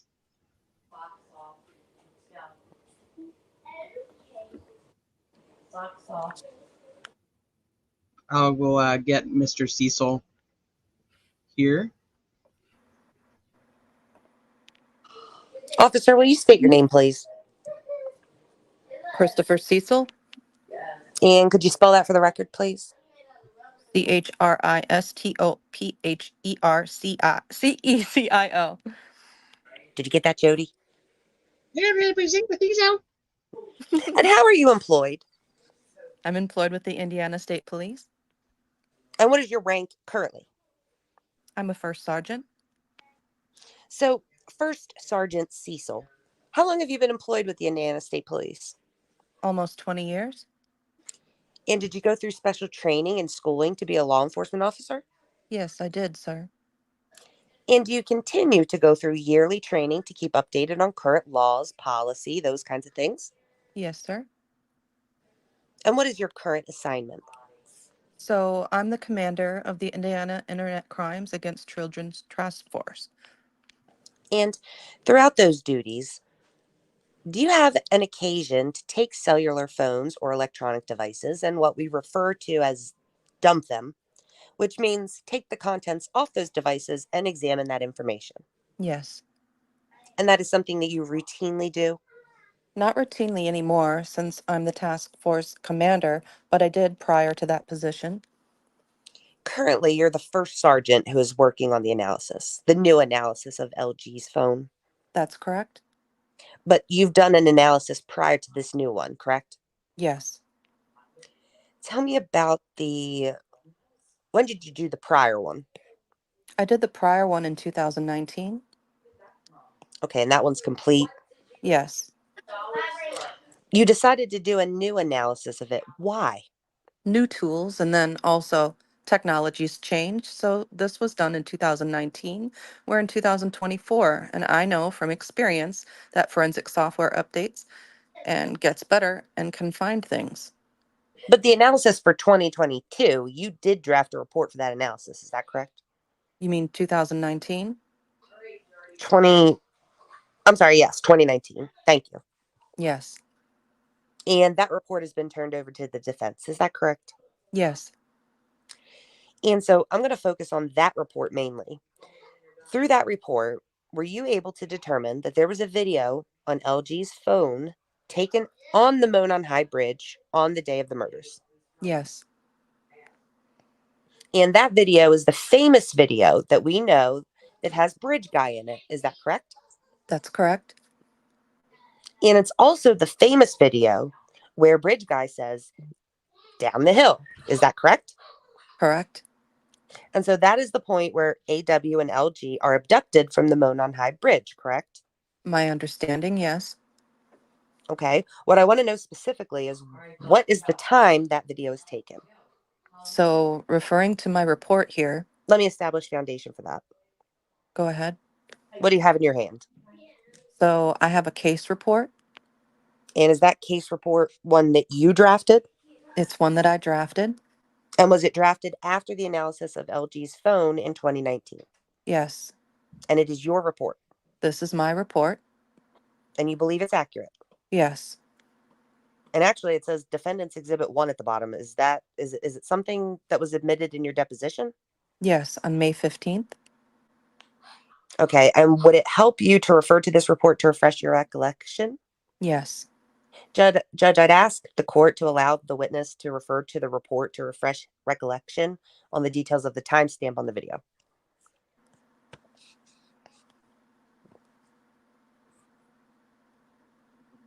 You may. First Sergeant Cecil, can you take a look at that report and tell me the time, if you can find it, when the video started on the Monon High Bridge? so the video starts on February 13th, 2017 at 14:13:51 or 2:13:51 p.m. And was there a location or GPS location associated with that video? So when the video initially starts, the GPS geolocates kind of over near the Delphi High School, but then within a matter of seconds, it comes back to the Monon Trail. That's where it goes. And there were pictures on the Monon High Bridge trail taken before the video, is that correct? Yes, sir. And you were able to recover those pictures? Yes, And those pictures have GPS coordinates with them, is that correct?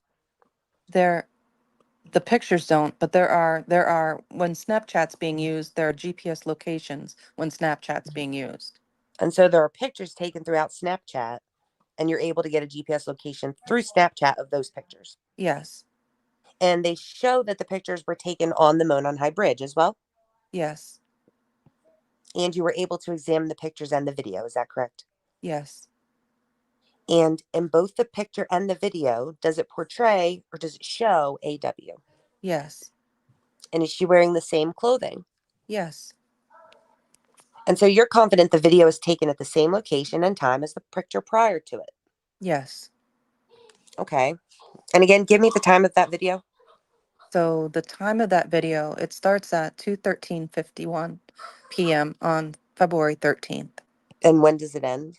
It ends 43 seconds later at 2:14:34 or 14:14:34. And then you're able to track movement on the phone after that, is that correct? Correct. And that is through the internal function or the internal GPS of the phone?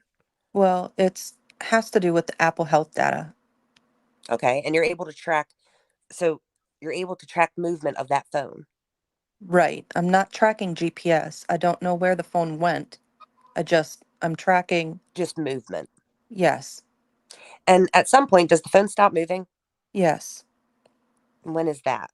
So the phone stops moving same date, February 13th, 2017 at 14:32:39. So 2:32 p.m. Correct. And through your analysis, have you been able to tell, did the phone move after that time? No, it did not. And do you know how long the phone stayed on? My understanding is from my examination, I'm currently still in the process on. It stayed on until sometime after 4:30 in the morning on February 14th. And so from 2:32 p.m. until 4:30 a.m. on February 14th, the phone never moved? Correct. And do you know where the phone was ultimately found? My understanding, it was found underneath one of the girls. Okay, just a moment, Judge. Yes. Judge, I don't have any other questions. All right. Miss Auger? Thank you, Your Honor. Now, First Sergeant, Sergeant Cecil, how do I refer to you? You can call me First Sergeant Cecil. Okay, First Sergeant Cecil. Now you said earlier the girls were abducted at 2:14 on February 13th of 2017, correct? I didn't say they were abducted. I just said that this is when the video happened. Okay. You have no idea if the girls met someone they knew or what happened at 2:14 when the video ended, correct? I only know what's on the phone. Sure. So you can't say that they were or weren't or were not abducted? I can't say anything. You're right. Okay. Now, the ability to track movement on the phone, you said came from Apple Health data? Yes, ma'am? Okay. And the Apple Health data, does it show LG's phone leaving from LG's home to the, do you have a map? Okay. Did Apple Health show LG's phone moving from her home over to the location where they got out of the car and walked onto the Monon High Bridge? I'm not sure I understand what you're saying. Well, you said that the cell phone tracks movement, correct? Correct? And it shows movement when people walk. Yes? It doesn't necessarily show movement if you're in a vehicle traveling down the road, correct? The only way it could is if, for some reason, it would detect a movement as if, like, you went over a bump, right? Okay. So it doesn't show any movement of LG's phone leaving from her home to the trail that day when they were in a vehicle, correct? And you're referring to the Apple Health data, correct? Yes. No, it doesn't. Pardon? It does not. The Apple Health data does not. Okay. Because it doesn't necessarily pick up if you're in the car unless something kind of significant happens. Is that right? Right. Like if you hit a bump or something, yes. Okay. Are you familiar with the area around the south end of the Monon High Bridge? No, ma'am. I've never been there. I only know what I've seen on the news reports. Okay. Are you aware that between the south end of the Monon High Bridge and the location where the bodies were found, there's an access road? I did not know that. In the Apple Health data, the number of steps and the distance could have gotten those girls to somewhere on that access road. Is that correct? Not necessarily. But it's not wrong. It's not right. You just don't know. Correct. You're right. I don't know. It's a possibility. Possibility. Now, would you agree with me, Sergeant Cecil, that different information is transmitted to an iPhone by different measures? Does that make sense? No, ma'am, I'm sorry, it doesn't. Your Honor, I was told that Mr. Cecil that he was going to be dismissed. Can I have a minute to find an exhibit that we had put away? Sure. I'm sorry, Your Honor. I'm sorry. My exhibits were put away, so it's a little. Okay, first, Sergeant Cecil, I'm going to show you what I've marked as Exhibit QQQ, which is a hand-drawn map of the areas where the bodies were found. And if you can see this area right here, Yes, ma'am? and we can highlight that, is an access road. And would the Apple Health data get the girl somewhere on that access road, do you know? Like on a specific point? Are you asking me like a GPS point? Any point. If they walked this distance and this many steps, they could have ended up on this access road, correct? So Apple Health data doesn't track GPS. No, it doesn't. I'm not asking you for a location. I'm saying if we start the number of steps that you measured, Mm-hmm. have you measured any of those steps? No, I haven't. Okay. I mean, I don't know you know, I don't know which girl could have been carrying the phone because, Sure. as I mentioned in my deposition, if you're carrying my phone and then you give it to me, you may walk different steps than I do because I may be a little bit taller than you and have different stride than what you would have. Sure. And the steps are more accurate than the actual distance that the iPhone reports. Would you agree I, with that? I I'm not sure. I've got that written down in my notes, but I can't recollect that right now off the top of my head. Okay. Miss Auger, Auger, yes. I apologize. No, you're fine. It's a tough one. To answer your question, from my research preparing for this other examination, both of them are going to be correct according to research that's been done by other police officers who've wrote a white paper on this. Okay. So the distance will be as accurate as the number of steps?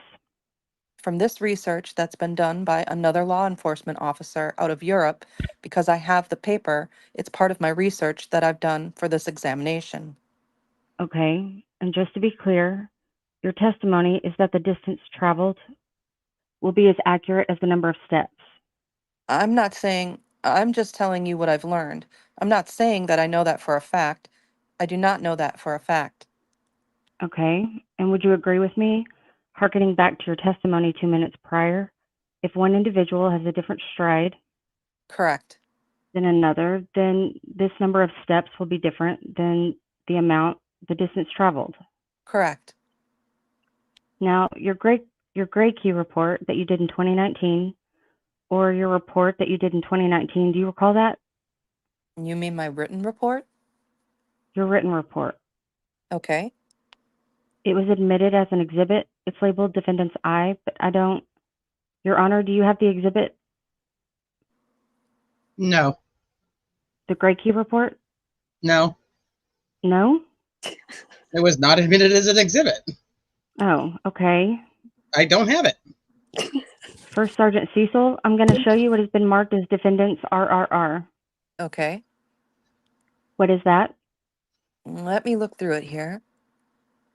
So this is my written report, my digital forensic report that I had wrote back in 2019. And you paid a lot of attention to that, given the fact that this is a double homicide, right? Correct. Yes. I'm sure you give attention to everything you do. Yes. And if you could, please look at page 10, the last line. Yes, ma'am. Well, I want to back up to the middle of the page first. There's, in all caps, it says LG. There's a little notation there. I don't know what is 38A158. You see that? Yeah, the LG tiled 38A, yes, ma'am. Tilde, thank you. And what did you note there? It's a picture of the Monon High Bridge, and it's a picture that was uploaded to Snapchat, and the picture is just like somebody would be standing in front, like you're getting ready to walk across it. I'm going to show you what's marked as Defendant's Exhibit. Defendant's Exhibit SSS. Okay. Is that the photo you're referring to? It's not this exact one because this has got it's got that written up there on it, Okay. right? All right. Is there a phone or a picture that you have learned that you could not find on LG's phone? Yes. What was that? That was a picture of AW walking across the bridge, and it's kind of taken off on an angle. And that was posted on her Snapchat account? So my understanding from social media is that that's what it was, and I was asked to try to see if I could find that by the investigators. And you could not find that? I could not find it. Now, if we go back to page 10 at the last line of your report, Yes? what do you say? So on the last line, on February 13th, 2017, at 22:32:26, I wrote, last recorded data received by iPhone, the iPhone battery was likely depleted.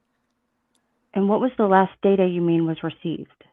I'm looking at the data for that day, and this, as I testified in my deposition, this was a mistake. I made a mistake. I didn't calculate other things. I wasn't looking into February 14th. Okay, but even if we don't look, so what you're saying now today, when you said May 15th, is that you don't believe the phone's battery was likely depleted? Right.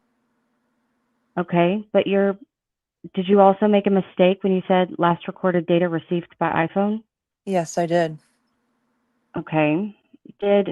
When you said that, what data were you referring to? If you look on the next page right here where I talk about, it says after the phone, it stopped recording. Excuse me. Yeah, it continued to function, meaning it's still powered on. I found no evidence the user physically interacted with the phone. The phone continued to receive iMessages, SMS messages, FaceTime calls, mobile calls, and other similar communication. In addition, several applications updated in the background. The activity continued until the phone battery was depleted. That's what I put in there. That's what I was referring to. Okay. And did Were you referring to a particular piece of data that you believed the phone received at 22:32:26? I do not remember. I don't know. Would you agree with me that an iPhone receives data in different ways or messages in different ways? That's a very broad, you're going to have to narrow it down. Okay, well, so if an iPhone receives an SMS message, Right? that is a short message service. Do you agree? Yes. Okay. And that's transmitted by a cell tower. Is that right? I don't know a whole lot about cell towers, how that's coming there. Okay. Because it could be, You testified to that in your deposition. so it could come from a cell phone tower. It could come from Wi-Fi. There's other things it could come from. Okay. How does an iMessage get to a phone? It could come from over the cellular NE, or it could come from the internet. So if you're connected to Wi-Fi, if you don't have cell phone service or you're on Wi-Fi, you can get an iMessage. Okay. Is it your belief that LG's phone was connected to Wi-Fi between 5:44 p.m. on February 13th and 4:33 a.m. on February 14th? No. And if it's not connected to Wi-Fi, the only way it can receive an SMS message is through a cell tower, correct? Yes. Okay. And do you agree with me? If LG's cell phone received 0 SMS messages between 4:06 p.m. on February 13th and 4:33 a.m. on February 14th, 2017? I would have to look at that. I can't. Okay. We talked about that in your deposition. Right, but Recall that? I vaguely recall it. Okay. Yeah. What? Yeah. What do you need to look at? I can pull up my computer and Okay. look. If the judge is okay with that, That's fine. it may take a bit for me to pull up the report, but yes. Sergeant Cecil, do you have the I'm sorry, which copies of your report? do you want your RRRR back? Yes, while we're waiting on you. Yes. Your Honor, I'd go ahead and admit Defendant's Exhibit RRR, which is his 2019 report. Any objection?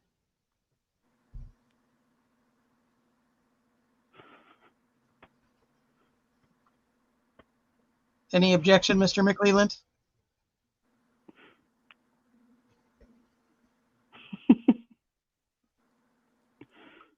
I'm gonna say that he has no objection at this time, and that I am gonna go ahead and have RRR admitted without objection.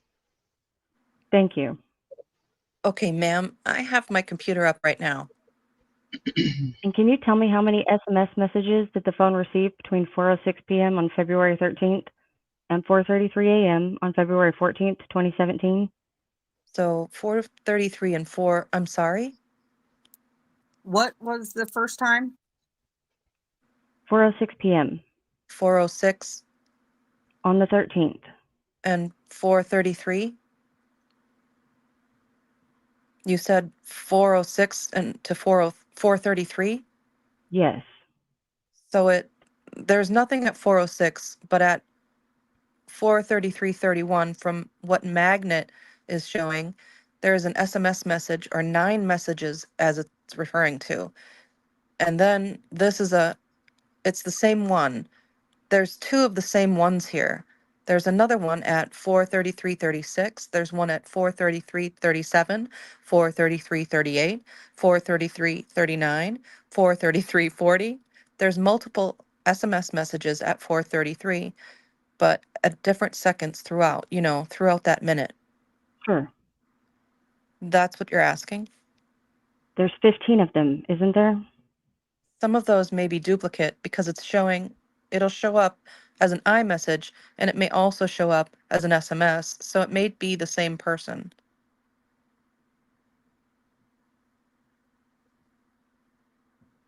Okay. There's the messages on your report that are marked SMS. Uh-huh. How many of them are there at 4:33 So a.m. on 2:14 and 17? are you counting the duplicates? Are there notes on 2:13 that show up as an SMS message? 213 or 214? I'm sorry. You're confusing me, ma'am. Did I say 213? Yes, ma'am. I meant 214. I mean, I'll tell you what. Let me do this. I'm going to show you Defendant's Exhibit TTT. Okay. Does that help you? That is from the Celebrite extraction. Whose Celebrite extraction is this one? Is this mine or Brian Bunner's? That is 2017. Okay, I'm not going to be familiar with this. Okay. If it doesn't help you, we can. That's fine. I mean, I can look at it, but I'm just saying I'm not familiar. I won't be familiar with this. I'll compare it. Oh my Judge, if it helps things, the state's willing to concede that there were messages that came in at 4:33 a.m. on February 14th, and the court can consider that. If that helps move things along, I'm satisfied with that, Judge. I don't know that the specific number matters, but the state's willing to agree that messages came in at 4:33 a.m. on February 14th. I think the number's important, Your Honor. Okay. I'm sorry. So I'm looking at this with Magnet, okay? And then there's one call that Magnet has not parsed. I'm not looking at it with Celebrite. Okay. And I can show you which one that is. Which one is it? It's number 3 when it says, I think it says Becky Patty Marchin. For some reason, that entry's not here. Again, this is the reason why you got to use multiple forensic tools, because to put everything together, I've only got one of them open right now. Celebrite takes a little bit to load on my computer. Magnet's pretty fast, so I'm trying to be efficient here for the court, but these other ones are fine. We're here. Okay. And does that perhaps. So if we look at Defendant's Exhibit TTT, Yes?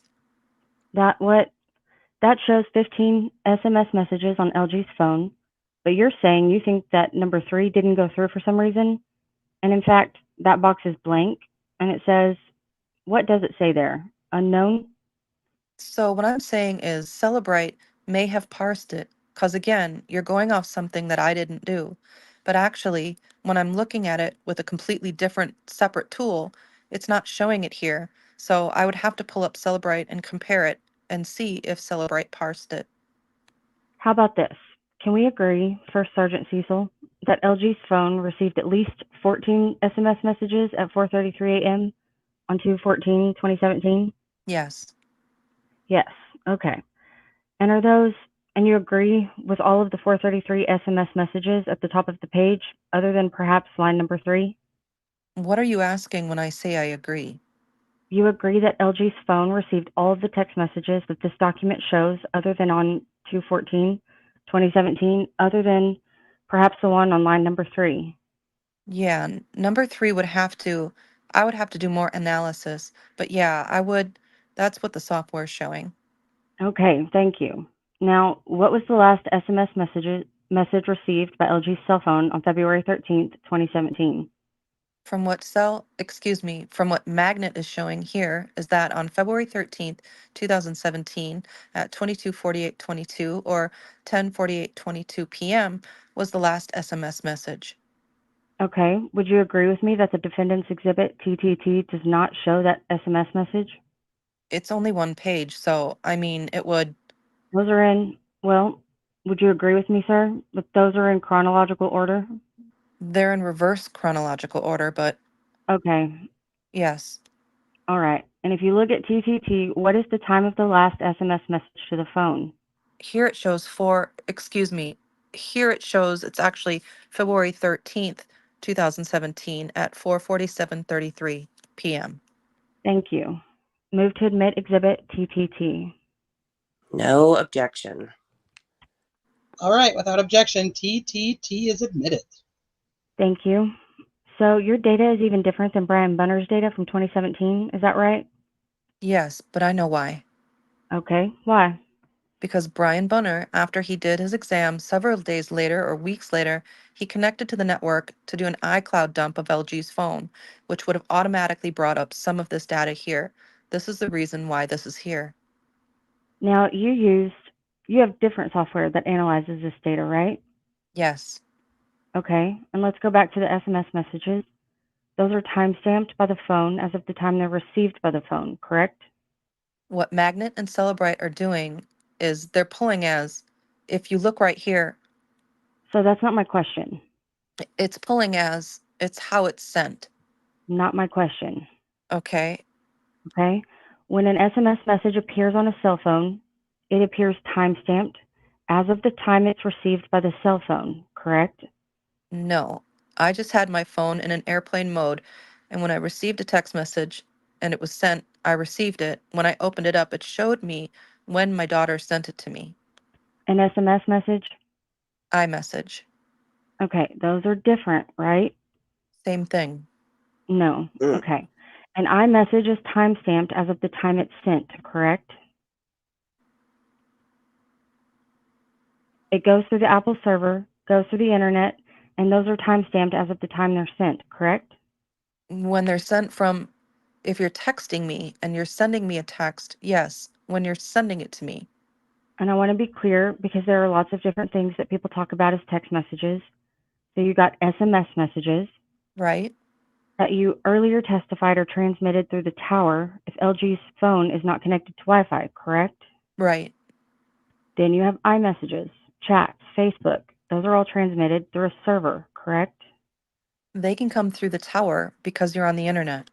Judge, can I object at this point? I guess, can Miss Auger give me an offer to proof or show me how this is relevant to whether or not a third party can be talked about at the trial? The state called him just to establish the time of the video to cover the alibi of Mr. Holder and the other people that they want to name as third party. When you receive a text message, I guess I don't see the relevance, Judge. Your Honor, the relevance is, and I think that Mr. First Sergeant's going to get there. It's in his deposition, if we need it. An SMS message is timestamped as of the time it's received by the phone.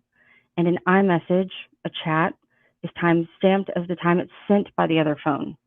And so the relevance is, even though people were sending LG text SMS messages, she did not receive those until 4:33 in the morning, meaning her phone is not connected to a tower between 5:44 and 4 on the 13th, and then it's suddenly connected at 4:33 a.m. on the 14th. I would agree with that. And so the relevance is, okay, I would agree with that, yes. oh, thank you. And so the relevance is something changed at 4:33 in the morning to make that cell phone. Well, why don't you get to that specific point then? Well, I'm sorry. Well, you're dancing around the field here because I'm wondering as well, what does this have to do with the third-party perpetrators that you are alleging? Okay, well, earlier, I believe it was Jerry Holman testified that they have no evidence that Mr. Allen went back to the crime scene after maybe 3:30, and that phone, it was under LG's shoe, under AW's body, according to the state, didn't move after 3:30. Okay. Okay. And our point is that something changed at 4:33 in the morning, that it suddenly connected to the tower. And this witness can answer that for you? He just did. Oh, okay. Well, then move on. Thank you. First Sergeant Cecil, in 2019, when you first conducted your examination of the phone, what did you know about the crime? I knew 2 girls from Delphi had went out on the trail, went for a walk, and then there was a video, apparently, was recorded of what was believed to be the last person that saw them, and eventually, later on, they were found murdered. What I know about it was from what I read on the news, because I was never given access to the report, never read the police report. Did you have an understanding of the relevant time frame that you were to review in your examination? Yes, I was there to look to see if there was anything that would help identify, like, why they were out there on that trail, if they were meeting someone, anything like that. So is it then fair to say you were only looking at data prior to 2:14 p.m. on February 13th, 2017? Prior to 214, yes. Now, can you tell the court about Knowledge C, the database? So, Your Honor, Knowledge C is a data. Judge, I'm going to object again. I'm not sure what she can make an offer to prove. I don't see what the relevance is of talking about Knowledge C in terms of third-party perpetrators. Your Honor, we'll withdraw it. I think we have what we need. Okay. And I'll just let Mr. Baldwin make his argument and save the rest for trial. Okay. Thank you. Any redirect, Mr. McClelland? No, Your Honor, thank you. Well, thank you, First Sergeant. You may step down.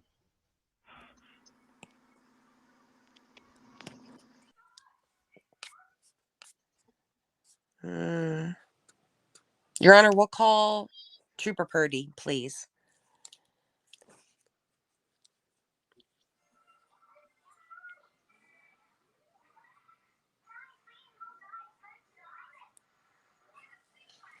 All right, well, let's get Mr. Purdy, Trooper Purdy in here. 1 second.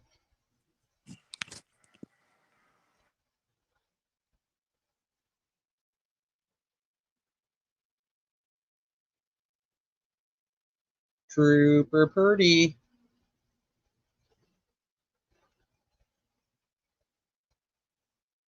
Purdy. Purdy.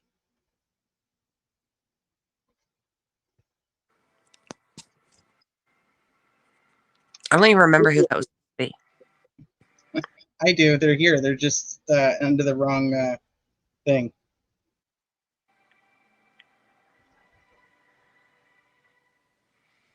There we go.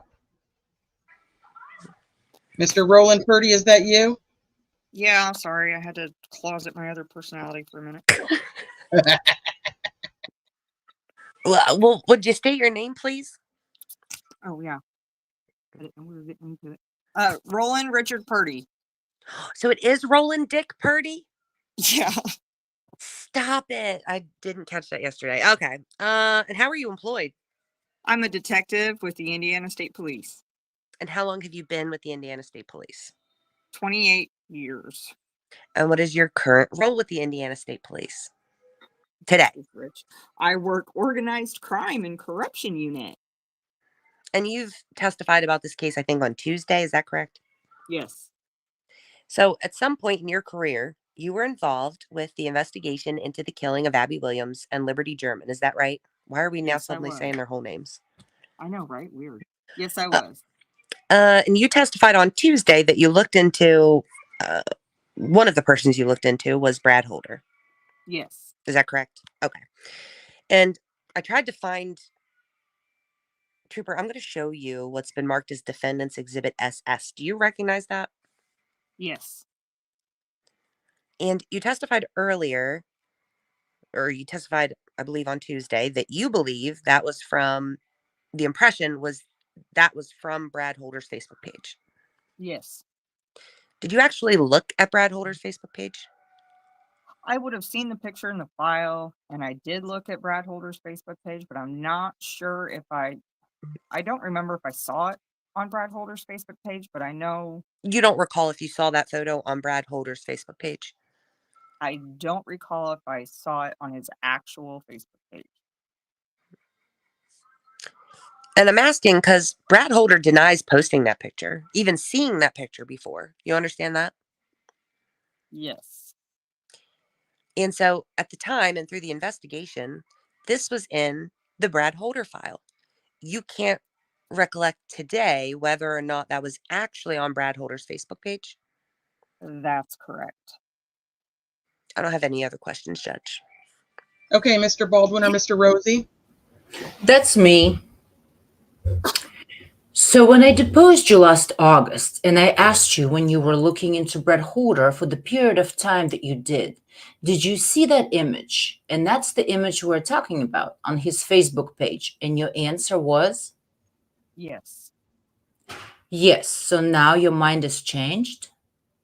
I wasn't sure that picture was in his file, and it's a Facebook picture, and I assumed it was from Brad Holder's Facebook page. I didn't ask, did you see that image somewhere on the file on from his Facebook page? It was specifically, did you see the image somewhere on his Facebook page? And did you agree with me? I would have given you the opportunity for you to say at that time, well, I don't know if it's on his Facebook page or in the file that I saw, right? Yes. Your answer then was, yes, I saw it on his Facebook page. Yes. And now that the image is creating a little problem for you, your mind has changed? I guess I assumed it was on his Facebook page because it was with the other Facebook photos. I've made my So then I question myself. Yes. I've made my point. I don't have any other questions, Judge. Thank you. All right. Well, thank you, Detective. You may step down. Are you sure I'm actually finally done now? Jeez. The day before they were like, we're gonna be done with him. Okay. You say so. Thank you, Perie. You're welcome. Oh, shoot. She was still talking and I'd already hit the button. I think this is Luttrell. I don't think. Do we have a Luttrell? Yeah, Luttrell will be back. And that's why yes, Luttrell needs to come back. Yeah, because I'm like scrolling through right now, but I don't think that Nick is in this last one. I'm looking, hold on. Okay, so as we're getting everybody ready, I just want to let you guys know, for anybody who did pay attention when everybody was going over the notes of this 3-day hearing, this next testimony is of Major Patrick Cicero, and he is the one who does a lot of discussions about the crime scene, and I just want everybody to kind of be aware of that before, if it's something that you don't want to hear or you don't want to be listening to. This is the last testimony that we have for today, so you have an opportunity to, not listen at this point if it's something that would be bothersome for you. Graphic descriptions. Just FYI. Yeah, I'm not in this. Nick's like not in this, so I'm going to get down so I can actually listen. Okay. All right. Tell me when I thought you're Nick ready. was in I this think one I too. start off, don't I? I thought Nick was in this one just a little bit. I just want to do a volume check before I start. He might be in there a few times. Like, I think he speaks up a couple of times, maybe. I think Nick can't stay quiet. I think he definitely talks. Yeah. But like I said, I just wanted to give anybody an opportunity that did not want to listen to this testimony or the details that come out in this testimony. He starts appearing on page 35. He appears at the very end, so come back at some point. You're the one who wrote his name on your list, so just like I said, I just wanted to give kind of fair warning, so anybody who wants to not hear this part, by all means. So this is the testimony of Major Patrick Cicero and Luttrell. All right. Call Major Pat Cicero. Witness one. Okay. Would you state your name, sir? My name is Patrick G. Cicero, Cicero. Sorry. And where are you employed? I'm employed with the LaPorte County Sheriff's Office. And how long have you been there? I've been there for a little over 24 years, sir. And what's your rank? Current rank is a major, and I'm with the administration. And have you, in your career with LaPorte County Sheriff's Department, worked investigations? Yes. Prior to being promoted to the rank of major, I was a detective in our bureau as a chief of detectives for over 20 years. You were the chief of detectives for the LaPorte County Department? Yes, sir. And do you have any specialized areas in crime scene investigation? Yes. I specialize in blood stain pattern analysis, crime scene reconstruction, forensic entomology for the practitioner, as far as collections and the investigative approach, as well as just overall crime scene investigation, sir. Do you have any certifications in that field? Yes, I am certified in the state of Indiana as a crime scene investigator. I'm also on the certification board for the state of Indiana, setting standards and making sure that investigators are certified throughout the state. And therefore, I assume you've been to specialized schools in blood stain pattern analysis. Yes, over my 20 plus years in the Detective Bureau, I attended numerous courses, basic, advanced courses in crime scene reconstruction, where bloodstain patterns and analysis is incorporated with that, individual courses on certain topics in bloodstain pattern analysis as well. And are those courses that require you to pass tests and to show your proficiency? Yes. They're not just attending a conference? No, but I've attended conferences as well. Do you do training? Do you teach blood stain pattern analysis and crime scene reconstruction training? Yes, I teach at the Indiana Law Enforcement Academy for crime scene investigators. I taught at Rensselaer College as the basic and advanced courses. I'm slated to teach at the National Forensic Academy. I teach at the Forensic Academy already for the last 18 years in forensic etymology, but I'm slated to, this October, to go back for bloodstain pattern analysis as well. What is that academy that you're talking about? The National Forensic Academy is in Oak Ridge, Tennessee. It's through the University of Tennessee. It's a 10-week intensive course at the university, and we teach investigators throughout the country. And how long have you been involved in bloodstain pattern analysis investigation? Approximately 20 years, sir. You've testified as an expert before in that area? Yes, I believe this would be the 31st or 32nd time. And only in LaPorte County, No. aside from today? No, sir. I've testified in Lawrence County. I've testified in Lake, Porter counties. I believe I testified in Jasper County as well. It's late and we're all a little tired, but would you give us a brief explanation of what bloodstain pattern interpretation is? Sure. Bloodstain pattern analysis is a field of study which relies on the fact that blood is a fluid, and, as such, it adheres to our physical laws. Therefore, it is repeatable. Bloodstains are repeatable. They're testable. They're measurable. An analyst examines the bloodstains within a pattern, specifically looking at the size, shape, the location in a scene, the distribution, the volume of blood. Ultimately, the goal is to determine the origins that give rise to the bloodstain. Were you asked to assist the prosecution in this prosecution of the murders of AW and LG? Yes, I was, sir. And when were you asked? February 12th, 2024. And you and I first had a conversation about that time, is that correct? Round about that time, I believe so, sir.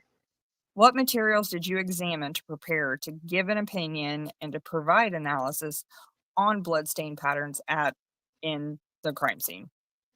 I received files, electronic files, of many individuals, files of photographs from, I believe, 5 or 6 different officers, investigators. I received lab reports. I received the postmortem exam reports, diagrams associated with the case.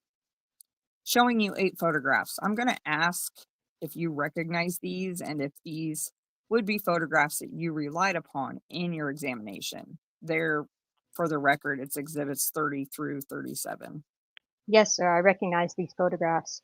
And were these photographs provided to you when you requested a number of photographs in this case? Yes. Did you receive a lot more than these 8 photographs? Yes, sir, many files of photographs. And you said you reviewed both crime scene photographs as well as photographs of the autopsies. Yes. And the various reports related to the crime scene and the autopsies. Is that correct? That is correct, sir. Oh, Jesus. Only asking that they be kept under seal, but under that condition, I would ask that 30 through 37 be admitted into evidence. No objection.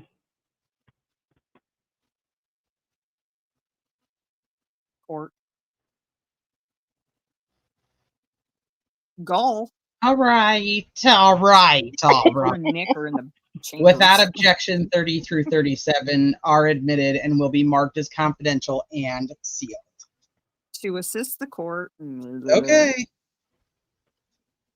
These 2 don't have stickers on them, but they have on them handwritten numbers that correspond with the court's Yes, sir. sticker numbers. So I apologize if you have to scour to find the numbers. Yes, sir. Did you actually go to the scene as well? I did. And were you accompanied by retired FBI agent Rick Davies or Rich Yes. Davies? And did the 2 of you, were you given time there to review and see the scene yourself? Yes, I was, sir. And was that helpful to you in understanding the photographs and understanding the reports that you had evaluated? Yes, it was. And did you physically examine items of evidence? Yes, I examined clothing. Were these the clothing that were, what clothing did you examine? The clothing I examined was the clothing that was discovered with AW. I want to have you describe, and we'll not do it in terrific detail, but I want you to describe the blood that was documented at the crime scene as you saw it on the photographs, beginning with the blood on the tree, And as you want to look at and reflect and refer to the photographs, if you would state the number for the record as to what Sure. I want you to begin by what is Exhibit 30 and what does that show us? Exhibit 30 is kind of an overall mid-range photograph of the tree, as well as of decedents that are in the background. In the foreground, near the bottom of the photograph, there is a blood stain on the ground that I observed and categorized as an accumulation of blood that would be consistent with the pooling. It would be very noticeable if, the surface was not a forested floor, but it was large enough and it appeared voluminous enough that it would be consistent with the pool of blood stains. And so when we refer later to the photographs to blood on a tree, that tree is pictured in Exhibit 30. It is, sir. It's in the foreground. Yes, sir. Okay. What does 31 show us? 31 shows us a more close-up photograph of the floor, the forested floor, leaf litter with blood stains on them. And that's also 31. Is it a close-up of what's pictured in a portion of Exhibit 30? It's not as easily viewed in 30, but I know where the general location is in the photograph. It's easily viewed on a computer due to printing quality, but it's associated with the area that I observed in front of the tree, almost like, I believe it was like a little bit northwest of the tree, northeast. Okay, Exhibit 32. What does that show us? This is another photograph of the tree, a different angle that the photographer took. You can see the decedents in the background. It is of the tree, more on the north side of the tree, and showing bloodstains upon the tree. And the next is 33, I believe. Yes, sir. This would be, again, the tree, a more closer shot of the tree. Its bloodstains, I believe, on the more northern part of the tree, more of the same. And what is next? 35? This is the tree again with the scale. Oh, I'm sorry, this is 34. I'm sorry, 34. It's a picture of the tree with the scale. It's scaling out the bloodstains, specifically the bloodstain in the center, which I had described as an upside-down L shape. Now, did you see references in the examination or in reviewing reports of a tree noted as with a letter F? I did, sir. See any reference to that in the materials you reviewed? Yes, sir. And we'll get to why in a moment, but does that appear to you to be a symbol F on the tree? No, it appears like an upside-down L to me. In terms of its configuration? Yes. Okay, what's the next photograph? What number is it and which? That would be photograph 35. This would be the photograph of the F/upside-down L without the scale, but this time the discoloration of the stain was due to an additive or a chemical reagent called crystal violet. Have you used that chemical yourself? Many times. And what is the purpose of using that chemical? It's to enhance the visualization of bloodstains. The actual chemical will basically pigment or change the color for more easy viewing. And it is your understanding that the crime scene officers returned in the daylight a following day and applied those chemicals to the tree and took the photograph at that time? Yes, that's my understanding. Did that help you to appreciate and more fully understand the configuration of the bloodstain pattern on the tree? It did, and I can understand why individuals would say this looks like an F. What's missing to make it an F would be the lower horizontal bar to make it an F. There's not one there, so that's why I had called it an upside-down L. Have you on the numerous photographs that you reviewed of the crime scene and perhaps even your trip there yourself this spring, but did you note any reddish tint or pinkish tint to the bark of that tree at certain locations? Yes, I did. In some of the crime scene photographs, does that, in effect, provide a visual distortion of what is on the tree? Yes, it could. Okay, what's the next photograph after the chemical applied photograph? It would be photograph number 36. And what does 36 show us? It shows the decedents. I believe the photographer is facing the camera towards the north, so the decedents are now in a different location. On the left side of the photograph, there's a large accumulation of blood, which would be consistent with the pooling. And did we get to the end? Is there 37? 37's the last one. I'm sorry. I'm on 36. Okay, go to 37 then. Yes, sir. What is that? This is like a topographical type of photograph. I believe the investigators were on a ladder or some type, and you can clearly see again that discoloration, which would be to the west of the decedents, especially west of AW, and again, the decedents lying supine on the forest floor. Okay, Major Cicero, I'd like you to give some detail about the blood stain that you saw on the tree. Would you describe its approximate size and distribution of the blood as you saw it? Yes, sir. On the northeastern part of the tree, where the symbol, again, I had described as an upside down L, we'll focus on that area. The overall pattern was, I believe, like 3.4 to 7 inches approximately. The pattern consisted of several different bloodstain patterns, not trace, but transfer bloodstains. I observed approximately 6 individual spatters and then more on the upper left portions of the area of the pattern. Again, transfer stains to the left of the upside down L, of course, and the L, all consistent with transfer. And what do you mean by transfer? Transfer is the definition for the terminology is a bloody object that comes in contact with another object and transferring the blood over. And I believe the court is well aware of some of these terms, but would you distinguish for us what you mean by spatter versus the other transfer that you saw? Spatter consists of individual droplets of blood that had energy was applied to blood to break it up, and then the target surface being the tree had impacted the tree, and that is spatter. Usually spatter is in the realm of 1 to 4 millimeters in size. In this case, the sizes were 1 to 3. If I remember correctly, approximately 1 to 3 millimeters in size. Also, one other additional pattern that's referred to as flow is also observed in the vertical portion of the L, the upside down L, whereas there was a voluminous amount of blood to create flow from gravity that was after the transfer was made. So there was blood at the base of that tree or near the base of that tree?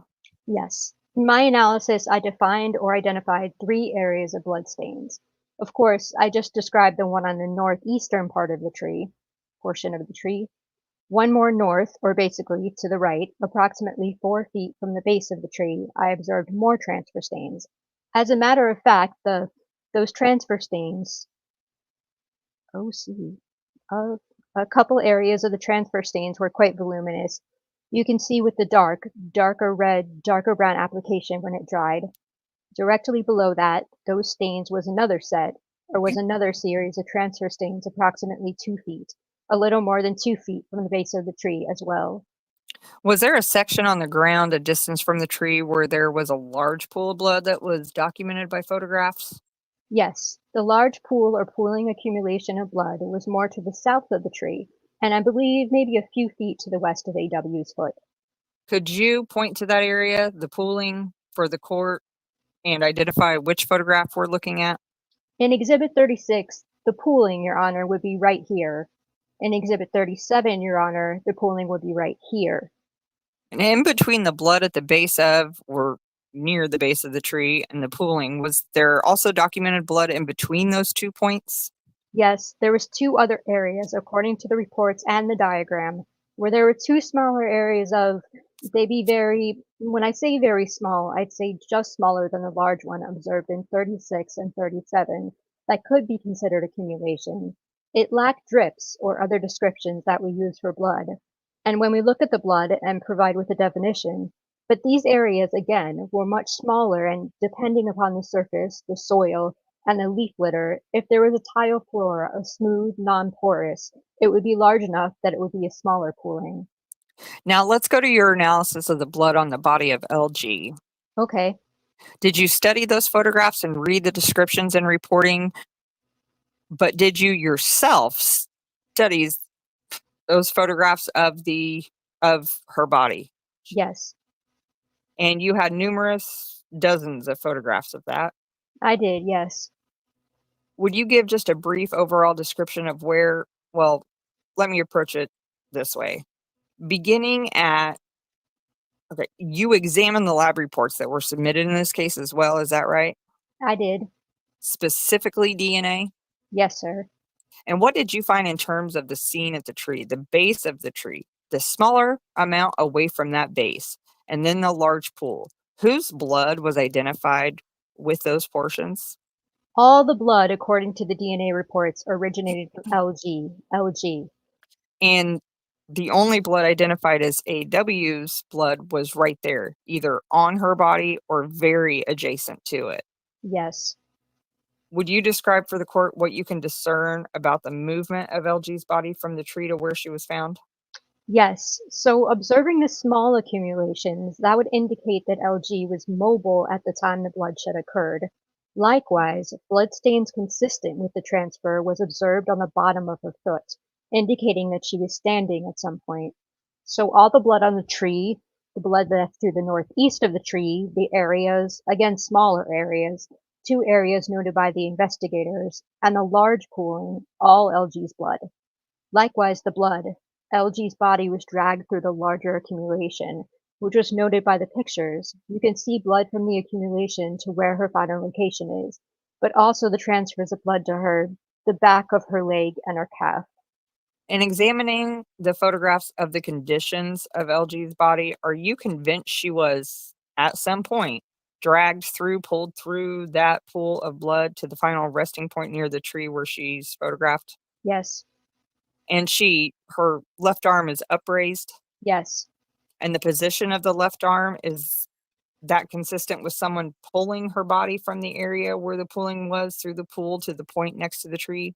Yes, it's consistent. I want to talk for a bit about the blood on AW's body. First, before we leave LG, is it your belief that LG was mobile, was moving after she received at least her first initial injury? Yes. And you say that because of what?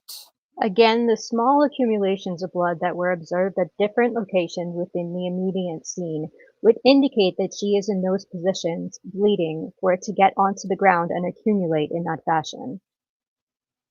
It is also apparent that she was at least sitting in a sitting position at some point. Based upon the bloodstains that were observed on her right thigh, there is what is referred to as projected pattern observed on the thigh. And a projected pattern it's basically bloodstains or blood under pressure that is being ejected out of the injury, in this case being her neck, which coincides with what I observed on the leg. The stains ejected onto her leg and subsequent flow patterns were made flowing to the inner thigh of the leg. Jesus Christ. And that evidence itself confirms to you that she was sitting at some point with her head above her thigh. Yes, in order for that protection to be there, the target surface has to be present, and the most logical way for that to happen would be that the injury itself would have had to been over the thigh. We can tell this mostly because of the flow patterns. The flow patterns went straight down the leg, so the best explanation for that particular pattern would be that she was most likely seated at the time. Christ on a cracker. Let's talk about AW for a moment. What evidence do you believe that she was not moving upon receiving her one wound? Does she not move upon receiving that wound at all? She was in that general location the entire time. I mean, there may have been some movement, but generally it's right where she was found, where she's come to her fatal injuries. What does the blood evidence on her body tell you? The blood stain on her body observed blood flows on AW's face, which were not consistent with her final resting, meaning that either her head was turned to the side at one point, maybe her body was turned at one point. The stains were limited really to the back and the clothing where saturation occurred, and the saturation is where blood accumulates and soaks into an absorbent material. Carpeting, clothing, and whatnot. The saturation, the sweatshirt was so saturated with blood, also went onto the forested floor, trickled to the right of her as well, where a pooling or accumulation occurred as well. So the most movement of her upper torso or the head were from let me ask it this way. The only movement from her body that you could discern from the blood would have been a movement of her head from one side to the other. Potentially, yes. Maybe her upper body was lifted up at one point to create the flows that went over her chin. Because our bodies can articulate so much, I can't, say exactly what occurred, but again, blood is a fluid. fluid will flow towards the least resistance, and based upon the flow patterns upon her face and chin, it was consistent with some movement. LG had a significant amount of blood on her, both hands, correct? Yes, Given how many violent crime scenes, let me put it this way. How many death scenes have you been to in an investigative capacity? hundreds, sir. I don't know, it's been 20 plus years. I've been an officer for 28 years, and I've been to many death scenes. Given the wounds to her neck, did that seem likely that she had a significant amount of blood on both hands?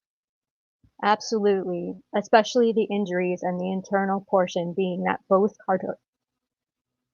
carotid arteries and the jugular vein. We're talking about LG, correct? Yes. Both carotid arteries and the jugular vein were compromised. There would be massive blood loss as a result of that. Yeah, they need to stop jumping back and forth between girls. This is ridiculous. I know. What about the hands? What have you learned in your investigation about injuries and to the neck and hands? Yeah, I believe it's a natural reaction, and you're going to be putting your hands in that blood, touching portions of your body that is now being blood soaked as well. You know, the fact that we know that LG was mobile, blood is flowing down her shoulders, her neck, it would be very logical that she's touching those areas as well. And she had a voluminous amount of blood on her arms and her hands as well, so that would coincide with that. But AW did not, did she? AW did not have any blood on her hands, nor did she have any blood on the sleeves of the sweatshirt, the dark colored sweatshirt she was wearing. In terms of, there's been some testimony, some documentation in this case referencing whether AW was redressed after receiving injuries. Can you tell the court what your opinion is about whether or not, in terms of the clothing she was wearing when found, a large dark sweatshirt, a tank top, a gray sports bra, the black bra, were those items on her at the time she received her injury? Yes. And how can you say that? So, based upon several factors, and examining the clothing, examining the photographs, there was heavy saturation to the clothing. You could see mostly on the back and the shoulders and the neckline, and this is just the outer hoodie sweatshirt that she was wearing. In reviewing her torso, her pink sleeveless shirt, it was a gray colored sports brassiere and a black colored sports brassiere.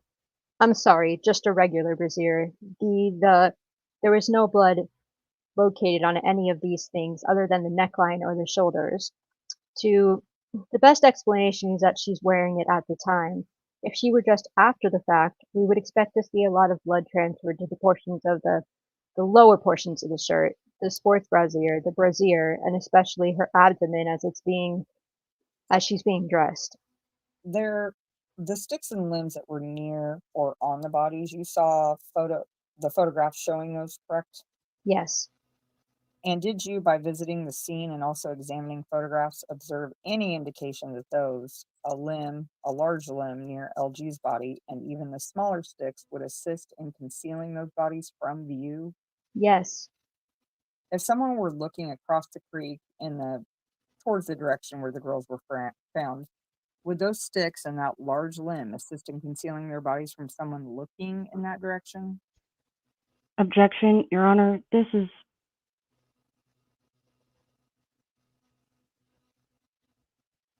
Oh, it was just me. Sorry, it's okay. Major Cicero, right? Yeah, it's fine. Is an expert in blood spatter analysis. What someone may or may not have seen across the creek would be beyond his area of expertise. Mr. Latrell? He visited the scene, Your Honor. He looked at it from a variety of perspectives. He looked at it from a vantage point, maybe not the specific location, but from the angle of someone across the creek. He was on the crime scene side of the creek, but he looked at it from that same angle, and I believe he can give opinions. If Dr. Perlmutter can give her opinion about a crime scene, certainly Major Cicero could. Your Honor, may I ask a preliminary question? Yes. Major Cicero, you were never at the location where the bodies were found on February 13th, 2017, correct? That is correct, ma'am. Your involvement didn't come into place until, I think, April of 2024? February 2024. I was at the scene in April. Yes, ma'am. Okay, thank you. And so you were never in a position to see what you could or couldn't see with leaves on or off the tree or anything like that, or differences in topography or anything like that in 7 years between the time the girls were killed and the time you went to the scene. Correct. Your Honor, I think this would be complete speculation. We would object. Anything else? It's not speculation at all, but I can ask further questions that may clear up the matter.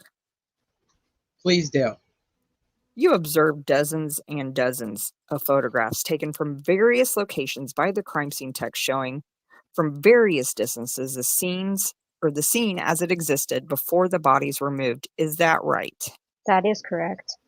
And did you see, from the benefit of those photographs and from your own visit to the scene to give it that further context, did you see any advantage or any effect to cover up or make it more difficult to see the bodies from those sticks and limbs that were present? Yes. Your Honor, Oh, I would just renew my objection. I'm sorry, Major. that's okay. I was waiting for you. It's his fault. Overruled. What? Okay. Whose fault? Whose fault? I don't know. I'll give you No. some latitude. What are we bitching about now all of a sudden? Like, I don't. Overruled. I'll give you some latitude. Jeez. Yes. My observations in April as it pertains to topography, foliage from, leaves, that there were no leaves as I observed on the trees. It's my understanding and observations with the crime scene photos that there were also no leaves in February of 2017. It's Indiana. We know where we start to get leaves.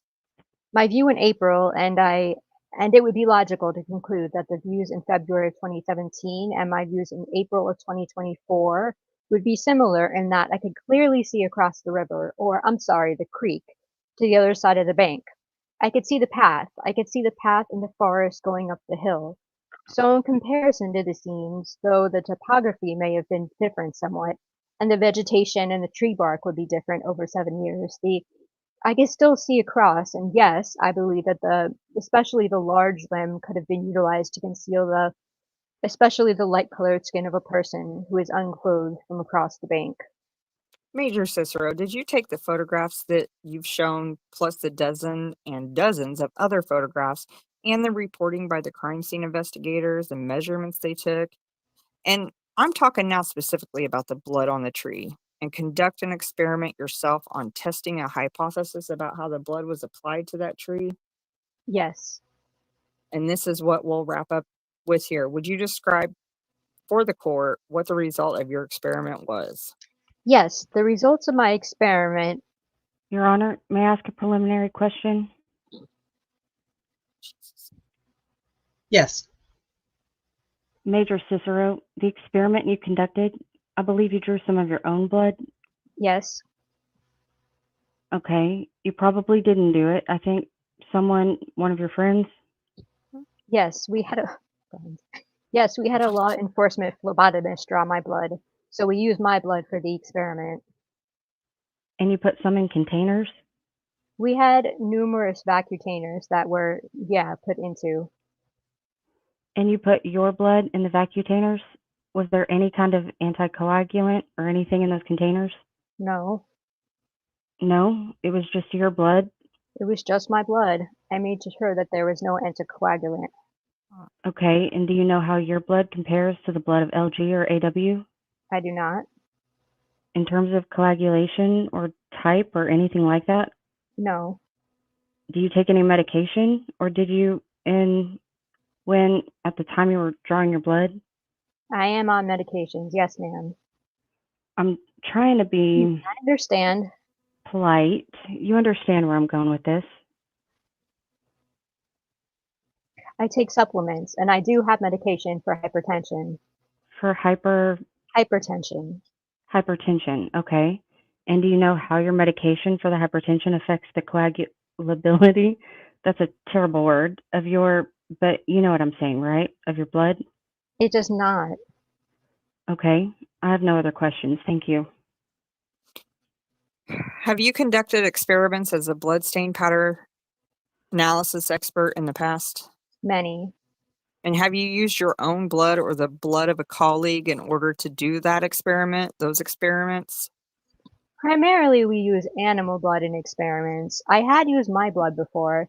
We needed blood right away to do the experiments because of time restraints. But blood, through studies, we have shown that blood still reacts in a predictable manner, regardless of what kind of blood it is.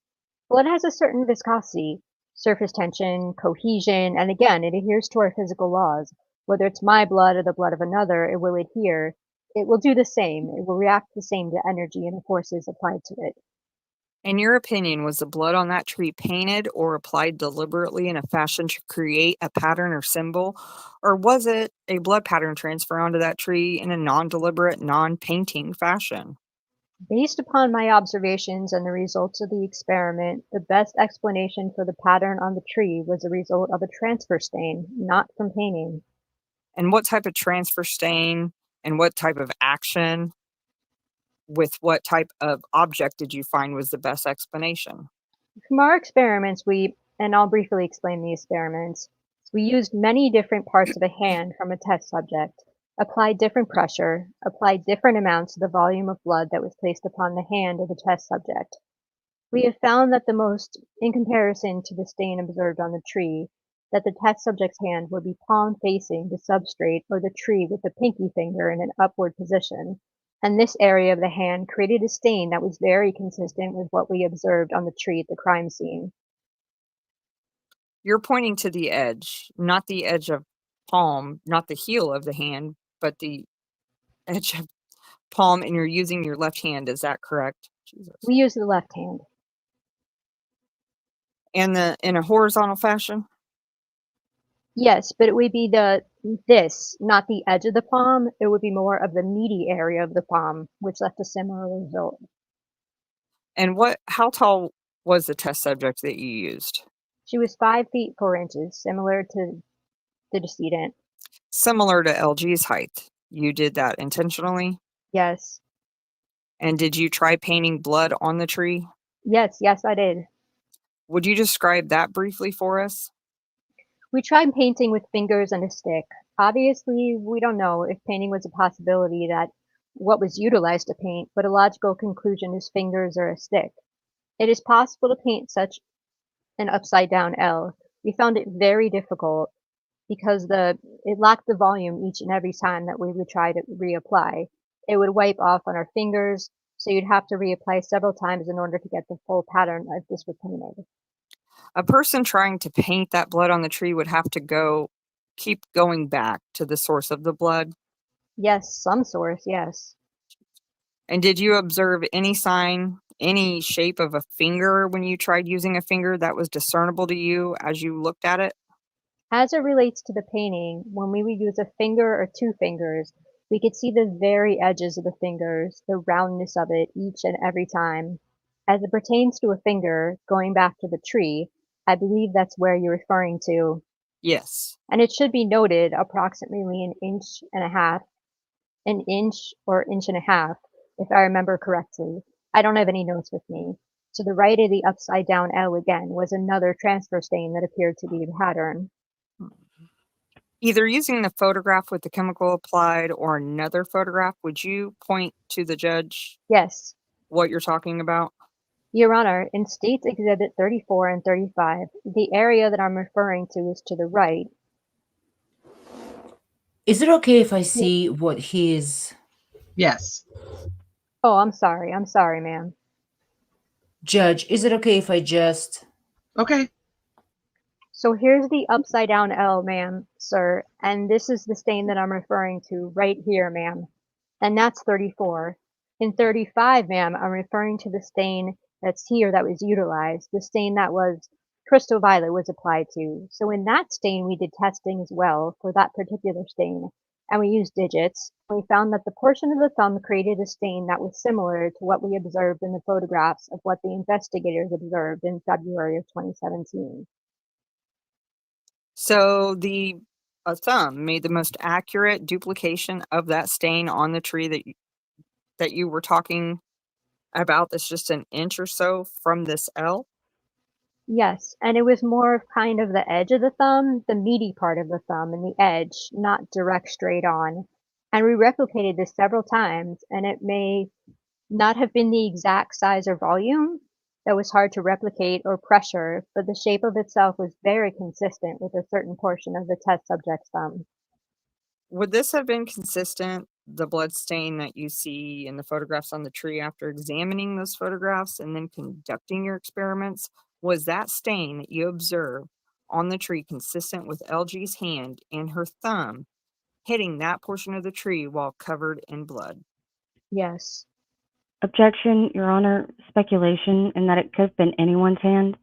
Unless he's got something from the actual body that can compare it to, I think it's complete speculation. He's got a DNA report, Your Honor. Okay, overruled. But a DNA report, Your Honor, doesn't have measurements of LG's hand. I understand that. It's still overruled. Yes, it is consistent. And is that the best explanation for the stain pattern that you saw on the tree that was in the upside down L portion? That's the best explanation given the data and the observations that I made. And if that happened, if LG's blood came into contact with that tree and with her hand in the form that you described, and that hand was covered with blood, would that explain all of the blood that you saw, including the spatter and the downward flow on the L portion that you described? Yes, the spatter, I don't believe so. That could have been caused from another action.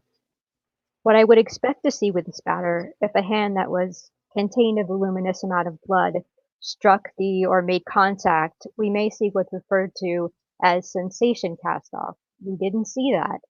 This was it's not by any means a great distance, it's just a few, maybe an inch away where we saw the spatter.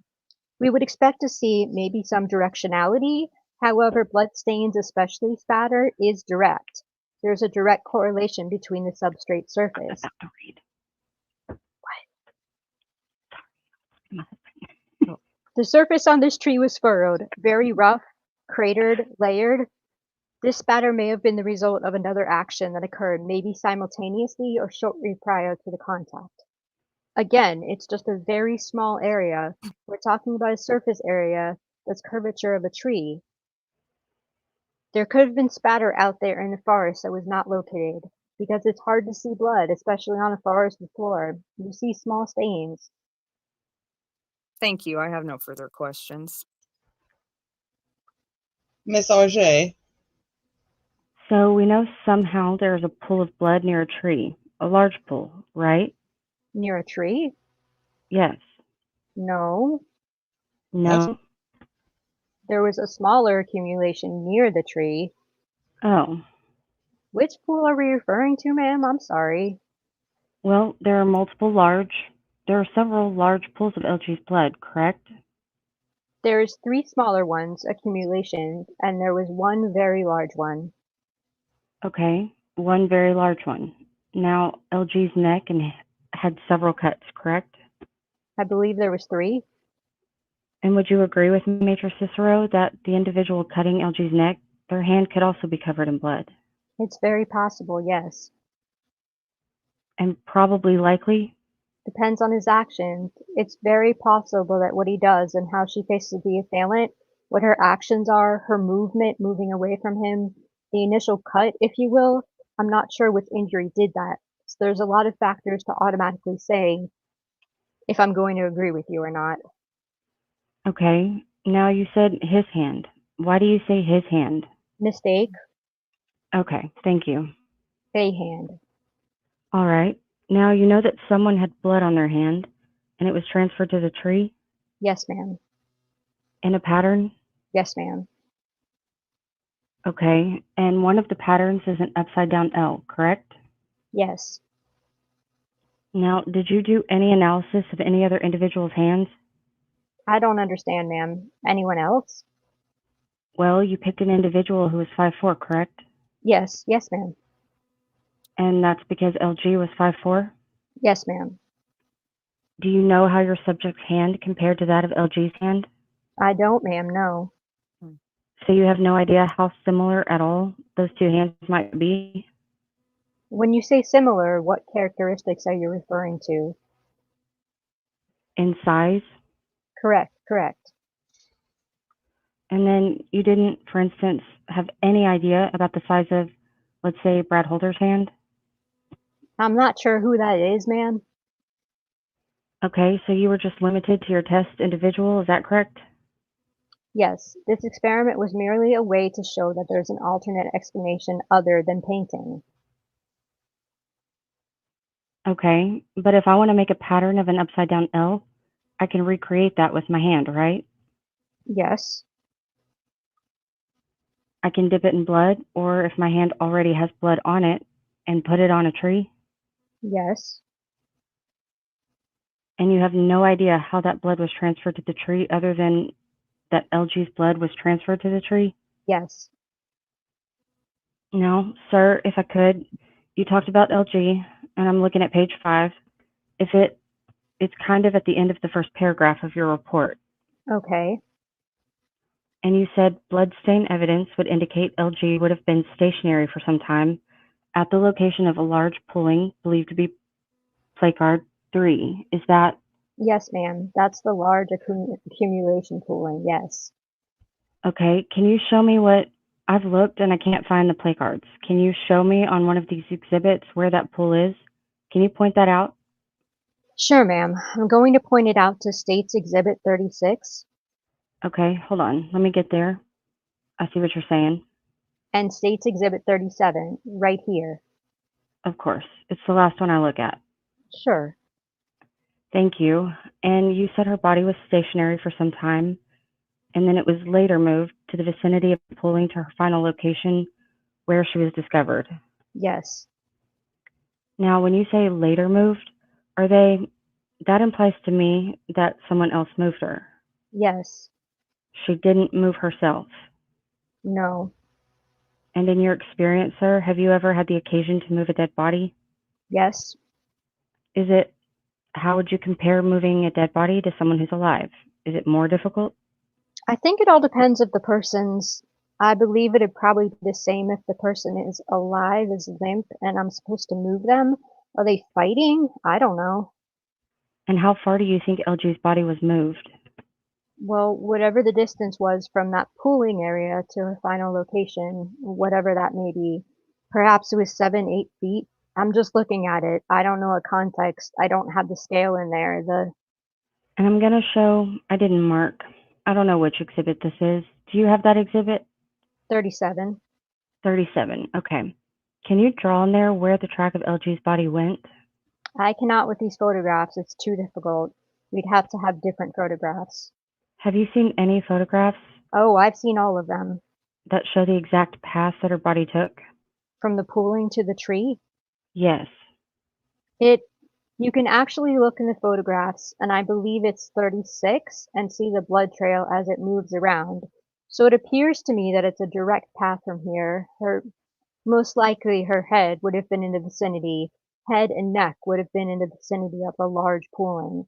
So whomever would have done this would have pulled her, and as a result, the leg, the buttocks, the under the leg, the calf also came in contact with the blood, and it drug through there, and which is indicative of the staining upon the leaves and the foliage, as well as the staining observed on the back of her leg.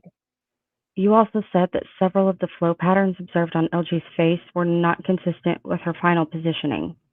Correct. Can you tell me what patterns those were? Well, those patterns are growing across her chin, across her face, down her eye, that when you look at her final position, I believe her head is turned to the left. And that would not be consistent with the patterns that we observed on her face. Again, blood is fluid, fluids travel in the least resistance. Gravity is a factor here, and so at some point her head was potentially turned at some point. Maybe her head was when she was, however she was picked up, her head was down. You know, if you pick up a person who is limp, because of gravity, the head would go back. That would allow these flow patterns to occur. Major Cicero, I'm going to show you Defendant's Exhibit UUU. Have you seen that photo before? Yes, it looks very familiar from other photos that I observed. Okay, it's probably not the best one to do this, but can you identify the flow pattern on her face that you believed has been altered? I don't believe anything's been altered Okay, on her face.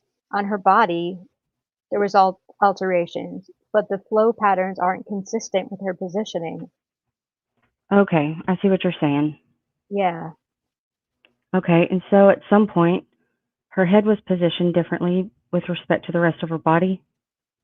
Her head would have, to be clear, the head would have had to have been in a different position where the blood would have flowed across the face in that manner. For her head to be like that, and the blood would not flow up her chin and over her face. The face and the neck would have had to have been, at some point, back and turned to create that. And you're talking about the blood flow on her right cheek? Primarily her right cheek, but, blood does not defy gravity, so on her chin and whatnot. Move to admit you. Any objection? No objection, Your Honor. All right. Well, without objection, you is admitted. Judge. And I'll seal it. Sorry, yeah. Can we make sure that's under seal, though? Yes, sir. Okay, thank you, Judge. Now, upon moving on to AW, Yes, ma'am? now to be clear, you're getting all of this from photographs. Yes. Okay, and you said on the left side of AW's neck, you observed what appeared to be coagulated and wet and dried blood. Yes. So not all of the blood had dried on the side of her neck? The side of her neck, mostly in the hoodie sweatshirt area, is a protected place. It will not dry as quick, especially accumulations. And the flow patterns on AW's face are also not consistent with her final position? Yes, some of them were not, correct. Now, page 7 of your report, you said there's no conclusion being made AW was nude at some point on or about February 13th, 2017. Do you want to see it? I'm a visual person. Yeah, I am too. Yeah. Thank you. Okay. Sure. Last sentence. Right, no conclusions are being made that she was completely nude. She could have been, Completely nude? right, she could have had her pink shirt, gray brassiere, and black brassiere on at the time. I can't determine that. But would you agree with me that at some point she was partially nude? Yes. Okay. You did not video record your experiment. No. Sorry? You're fine, ma'am. Okay. Do you know what exhibit number? Is that 37? Yeah, 37, ma'am. Okay. And Major Cicero, exhibit 37 is an aerial view of the bodies. Is that correct? Yes, I believe the investigator was on a ladder. Thanks. And can you estimate, with respect to, let's say, LG, what percentage of her body is covered by sticks? Maybe, I'm bad at this, ma'am, I'm sorry. Maybe 5%, 3% maybe. I don't know. Maybe 3? Maybe 3? Not much. Not much. No. Okay. And with respect to AW, same question. What percentage of her body? Very small. Okay. Very small percentage. And would you agree with me, sir, that there are lots of leaves Yes. in the area? All right. Are there other sticks in the area? There are. Okay. And if I want to cover a body, do you agree with me that it would be much better to use the leaves and the sticks than sticks that cover up maybe 3% of their body? I don't disagree. Major Cicero, would you agree with me, based on viewing the pictures in a crime scene, viewing these girls' injuries, it would be safe to say that there was a lot of chaos out there? I would agree with that. And it would be, given that it would be impossible to actually recreate what happened? Given the data, yes. I have no further questions. Mr. Latroll? Have you seen sticks on bodies at murder scenes before? Yes. More than once? Yes. And have you seen sticks used as a sort of grid or a pattern for putting other objects on? Yes. Bodies? Oh, would you explain what you've seen? Sorry. However, the person who did it would have, covered the person. They would have put it on the sides, sticks across the center and diagonal, almost building a bridge for other sticks. The idea of concealment is to break up the pattern, and I've seen that before where they use sticks and leaves to cover up the body. Without fully covering up the body.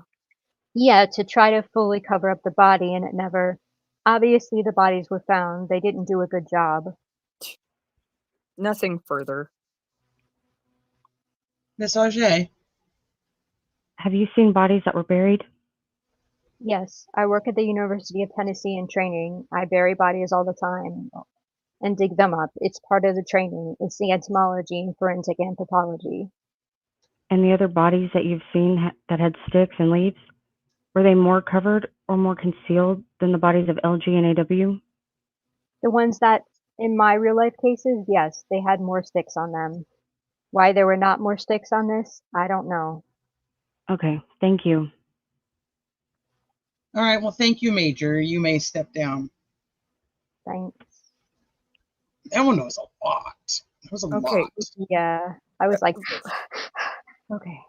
Like what? Did they think that they were playing Lincoln Logs or something? Like That's what it sounded like. immediately, that's what I thought. I was like, and I'm still not clear on who moved. Like, because they were going back and forth so much between the girls. So Libby. Well, they both moved technically. Yeah, but according who to had Cicero. who did they think moved independently on their own? They think that Libby was upright, either standing or in a upright at some point, walking through it. But I think she probably, like when you pull somebody, like you put your hands under their arm, like pull them like by their shoulders, like pull her back. Like she could have been upright in that manner, but at one point they seemed to suggest she was like standing up, walking. Yeah, because originally I had the idea that one girl was nude and immobile the entire time, and the other girl maybe was clothed and had some movement that she made on her own. And I was trying to differentiate who was who, but it sounds to me like Libby was both. It's Libby's both. That what they're trying to imply is that Abby was killed where she was found, and the only thing that happened was a possible move of her head from side to side, or her body making the gravity of the fluid change direction for a moment. That maybe Libby was trying to drag her, maybe? Well, they're trying to say that she was dragged and they just left her, like after they dragged her into place, they left her left arm up there. So like at some point she was walking around, then they also dragged her by one hand. Yeah. Like that is the worst way to drag someone, is by one hand. So that makes no sense to me. Like you would. Well, not when you're talking that they're the same size person. So if it's Rick, it doesn't make sense. If it's somebody that's much bigger, I don't know why. I still don't know why you just I'm thinking one. But Abby would have to be killed first and immediately. Not necessarily, no. Maybe they're trying to get more possible prints. I just don't know how one person could do both. If you're not using a gun, how could one person do both? I wish that they would have clarified when, and I don't know where it is up in here, but it was something about. He was using a gun though. When did he put it away and start using the knife and then pull it back out? Like, was he, like, did he have one in each hand? Like, I can't get past that usually. I'm like, how do you? But they've never. Like, you're holding it in one hand and then with the other. Like, how do you also? Like, how do you hold a gun on them while knifing them while keeping the other? Like that's a lot, I think. Unless the girls were able to get video of the gun, I just don't see how they can prove there was one. Well, there is something on the video that where they can hear the girls say gun, and then there's been the rumor that you can hear gun being. I mean, because investigators believe they heard the sound of that. Right. Yeah, and people rob gas stations all the time and say, "I have a gun," but you don't see one. Exactly. Right. I mean, just the inference of one. Yeah, I'm probably gonna do what you want a little bit more if you tell me you have a gun. But then again, I'm also an asshole, and I'm gonna be like, prove it. I mean, Well, they said that she's sitting there and he says for a little while. I wish they would have talked about how long she would have been sitting there, because I think that would help with the timeline of how somebody could do all of these things at the same time. I guess long enough for the blood to run down her face and pull on the ground, right? Well, he said something in there where he was talking about how it dripped down, he was like, it's not almost consistent, but the phrase he used for that part was like, it's not exactly what we thought, but like it would make sense. And so I remember when we were reading that part thinking, okay, I need more clarification. The visual I got was someone picked her up, like maybe around her back and under her legs, and like you would a child who was Yeah. sleeping. And to me, that made sense as the flow of the blood going up her face. No, that's like from pulling her backwards and her head falling backwards Oh, while yeah, she's I guess, being dragged. yeah, It's that going would make from sense too. her neck to Well, at her one point, foot. they say it would have had to have been back. They said something about her head would have had to have been like back and turned or something. And so Yeah, it's if being they were dragged. carrying her that way and her head did fall back while they had her up, like elevated, that's the Right. only way in my mind, so like there could have been some, like they picked her up and then once they finally got her there, then they still had to scoot her maybe a little further. But then I somebody don't walked out know. of that park also covered in blood. Well, whoever was walking on the side of 300 was just muddy, not bloody.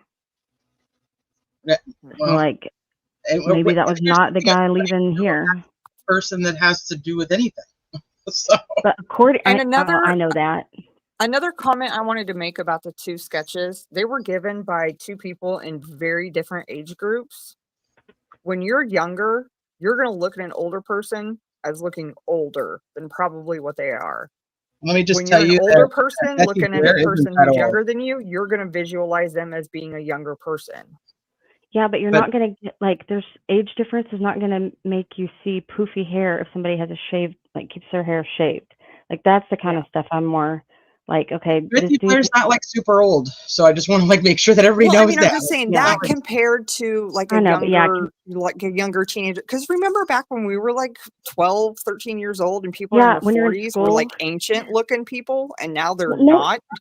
even when you're like in junior high, like you think the people in high school look so much older, and then when you get to high school, you're like, I don't Exactly. feel like I look as old. Like that definitely happens when you're younger, but at the same time, like, I mean, Betsy Blair Yeah, saw younger people are like, going to visual and kind of when they're explaining what someone looked like, someone who's older than them, they're gonna make them in their mind look old. I mean, to me, you just I don't. visualize older people as older people.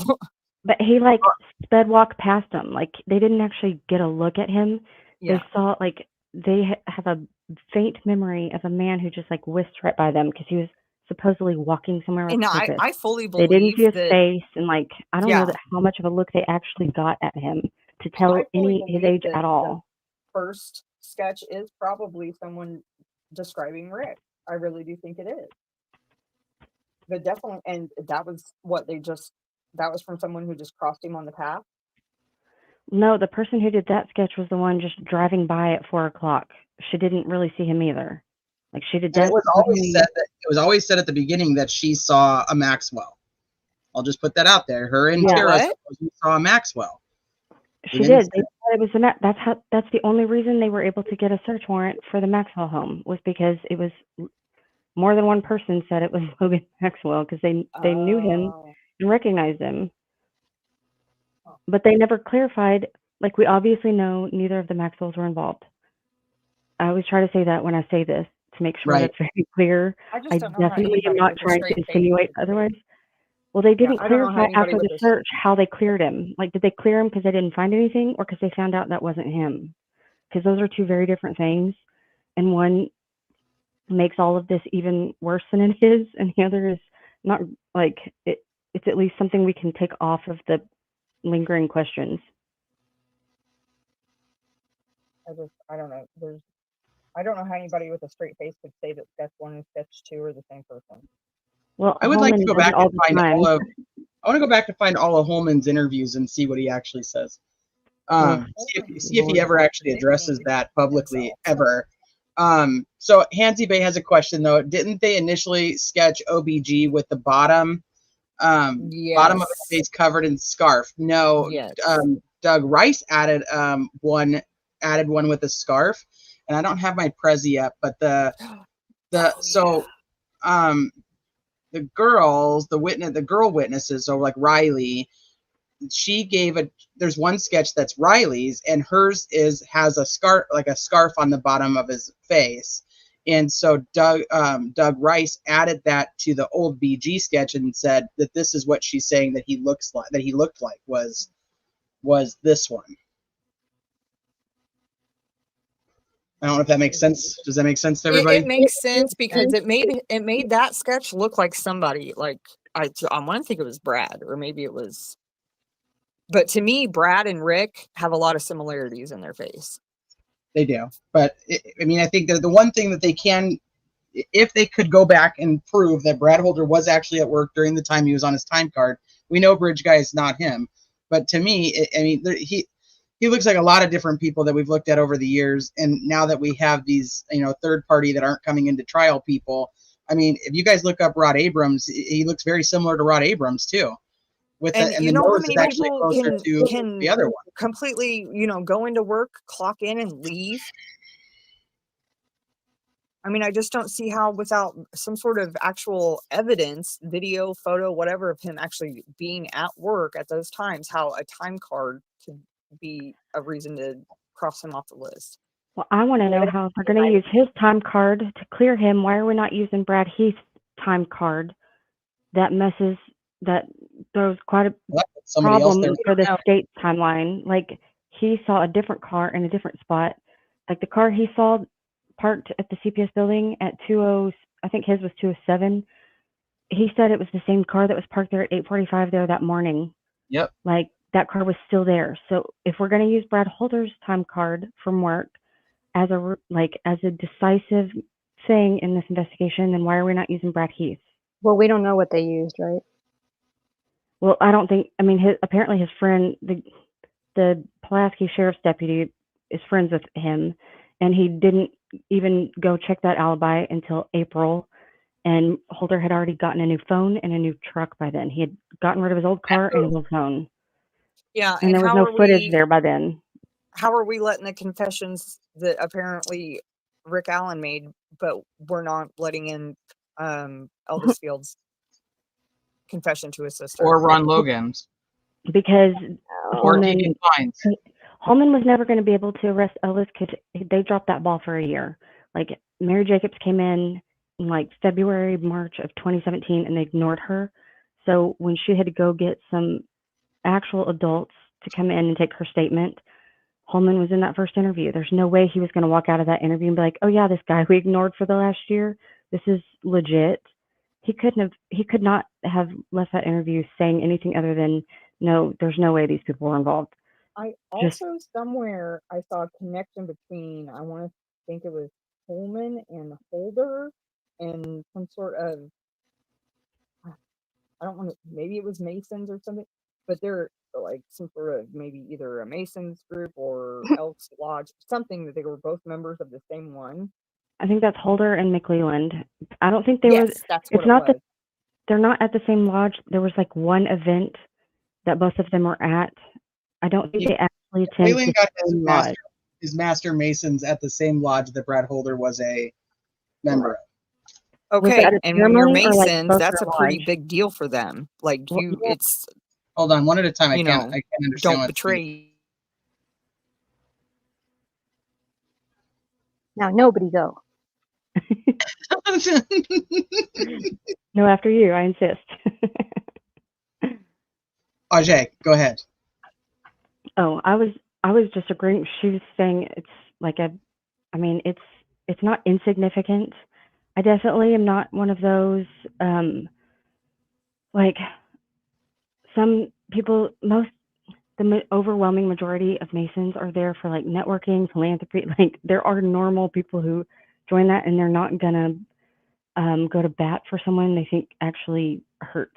Like, they're usually like networking for business purposes. Like, most of them are business owners, and it's just networking and like do-gooder stuff. But at the same time, like in small towns, everything's a little different. So it's not insignificant. I just, it's just that one picture. I don't really know what to make of that. I don't know how seriously or how important it is to either of them in their actual life. All I know about it is that picture. I don't know how to look at any of the evidence in this case because the whole thing is so unfair. Like, we lost Latrell. Oh. Ooh, I needed to hear what she said because I couldn't hear it. Uh-oh, she got booted. I don't know. It dropped out. Hopefully she'll come back. Oh gosh, that was just so much. It's so much. I still go back to the fact that people sat in this courtroom for 3 days, like 10 to 12 hours a day, and we barely make it through like a 4-hour live going through just specific testimony. Well, So, listen, but like, I want to touch on the fact that I did hear back from Jody, who said that Wallace's testimony is not going to be public because it contains mental health records. So I she don't should really know. redact that and then provide a publicly accessible version. Like, according to the law, you redact the part that is actually protected, and you are supposed to still release a publicly accessible version. I'm still You can't confused just though because like it was keep a the whole public thing. hearing. It wasn't a closed hearing. It was literally, yes, I TV. know. It was literally public. So I'm like, I don't really, if it was that private, I don't know why. But Tammy's on top of it. Don't you guys worry about it. Tammy is like, give me her name, phone number, anything that you have, and I'm going to try to figure it out. And I'm going to be like, Well, Tammy's even going to be like, emailing her, like, T said you're holding out on us. even if it was like, even if it was a public hearing, like if someone accidentally revealed something that wasn't supposed, you know, like if somebody in their testimony, maybe they said something that should have actually been protected, they can just redact it. But I like, mean, yes, Cicero they has still, they can't. hypertension, and they let that in, so. Well, yeah, it's true. But yeah, like they can't, there has to be a publicly accessible version, period, full stop. You can't just not have one. Well, and she already created it. So it's also interesting because it's not like she has to go and create that one for like with the new stuff. You know what I mean? Like that was requested by the defense team. She can just Sleuthy redact and it. people in chat were like, "Hey, wait a minute, we're supposed to have one more here." So we don't have that one. I don't know if we'll end up getting it. I'm gonna pull up my email so I can tell you what she said about the rest. She said that the rest of the transcripts for these 3 days, since nobody has requested them, she is charging the $5.75 per page, an estimated cost of $1,322.50. Based on her current workload, she will not be starting them until the end of September, possibly into October. That's incredible, because if Goal would just release audio, like we'd have it trial. done by the end of the day, and everybody would have a copy. Like we could Let me just save finish her a reading lot this of to you guys trouble. real quick, because this actually says something I didn't add. So Oh it says, yeah, per the sorry, I thought rules, that was it. no. Sorry. This is different. No, this is from the Walla thing. Per the rules on access to court records, and by agreement of the parties, no non-confidential version of the transcript of Dr. Wallace's testimony will be available to the public. So there is by agreement of the parties. Okay, well, I'm going to go Kara Weineke on you guys, and I'm going to quote out of the original action where the parties cannot agree to that. I mean, they can try, but Kara undid that with, like, she. Do you not remember that part in the original action where she Unless says, it was like, a closed too bad, hearing, so which it sad? wasn't. Well, yeah, but when she was talking about the public access Yeah, rules, she's because like, if it's it, really if it wasn't a that they closed came to hearing to the agreement. public, I think honestly, it's probably, I would assume that has more to do with that one. I think it was Harshman. He sure was given a lot of testimony like it was fact, even though it was his opinion about the family members and like, you know, private information about. I understand the publicly recorded calls, but like some of it did seem, in my opinion, disrespectful and a little presumptuous. So I don't know why they would be like. I don't know why defense would. That's the only thing I could think defense would want to agree to. But still, like, we're gonna have to look at Kara's original action and see what. I can't remember the specifics, but I do know she was like, sorry, not sorry about that. Let's see. So yeah, so who gets she's all gonna charge. the She's money gonna charge from these the transcripts $1,300 when everybody's paying thousands of dollars? The county is supposed to. So it'll be $1,322.50, and it'll probably be ready close to when we're going to trial. So I don't know. I'm gonna leave that up to you guys. What you guys think? What do we want? What do we want to do? I don't know at this point. Well, we should have a trivia night either way. Yes. Just to Is like that at $5.75 a page? Yes. We need to. And that's for transcripts from where? We, Hold on. from Go ahead. Jody. Sorry. It's okay. I just can't hear both of you. So say that I think again. I'm delayed. Well, transcripts, like these are transcripts from what? The rest of so we only have specific testimony. So it's the entire transcripts of all the other testimony. So like Murphy's, Click's, all the arguments that they did, all the offers of proof that they did, all the closing statements that they've made. Essentially anything outside of these ones that we've read yesterday and today, and obviously Walla, which we're not getting supposedly. And nobody else has ordered those yet? That's crazy. So nobody's ordered those. So the first person's going to pay $5.75 a page. And you know, I don't know. That is. Yeah, I'm looking at the Nuts. comments. She should do a sliding scale, like $5.75 for the first 10, and then after that, like, it's just nuts. So just the heads up of where we stand today on the rest of it. But I don't even know if anybody's gonna. Do we even want them come? You know, if they're coming at trial time, I don't know. So, That's or do true. we just do the fundraiser and try to save up for Yeah, whatever? like we can I feel like if it's not testimony. Yeah, I feel like if it's not testimony, I mean, we can kind of figure out what happened just by looking at the actual court record. Well, there's testimony, plus there's the offer proofs. Murphy's and Clicks. At least. I know there's more than that. I would like at least those two for me, I know but I need to see a Uh-huh. list of who all still is like who I can't, because there were so many. I'm gonna have to like make a list of who all testified, who we've got, and who's still not there. And I guess I wouldn't even be able to like pretend to have a preference until I saw who all was still up for grabs, I guess.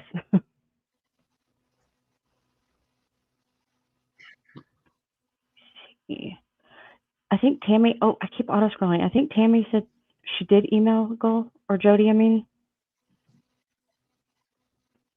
Let me see. Am I muted? How did I get muted? Oh, were Did you? I'm looking for Tammy's comment. I think she said she did. Oh, there it is. Yeah. Jody, I went into chat and was like, Jody's not giving us Wallace's stuff. And she's like, give me your email, give me your phone number. I'll handle this. So Tammy was on it. Yeah, it's just like Tammy said, like if it was testimony given in open court, then there's no way they could sit there and now say it's sealed. And so I also was saying that we need to schedule the fundraiser. That's like you can't put. I think there might be a delay. I think that might be what's causing it. I was saying that we need to schedule the fundraiser. Did you mute yourself again? Yes. No, I think that it might be your mic, or it might be your connection. I think you might have a delay, which is why it's like cutting out a little bit, and then it's like overlapping. Me? I don't need no damn headphones, DB. Okay, well, see, I had to get on my computer because my phone died. No. I have my headphones in for sure. But earlier I couldn't tell. I think someone was delayed, and I didn't know if. I always assume it's me because I'm usually the one having those issues. But I think because I'm still only on StreamYard, so I don't think I'm delayed. But yeah, we do need to schedule the girl. And you just, as long as I have a little bit of notice, I will make it work around your schedule. Okay. I know I have a live on Monday. On Monday, I'm going to be on Truth and Transparency, going over everything Delphi. Oh yeah. So I need to email her. I have some funny clips of you.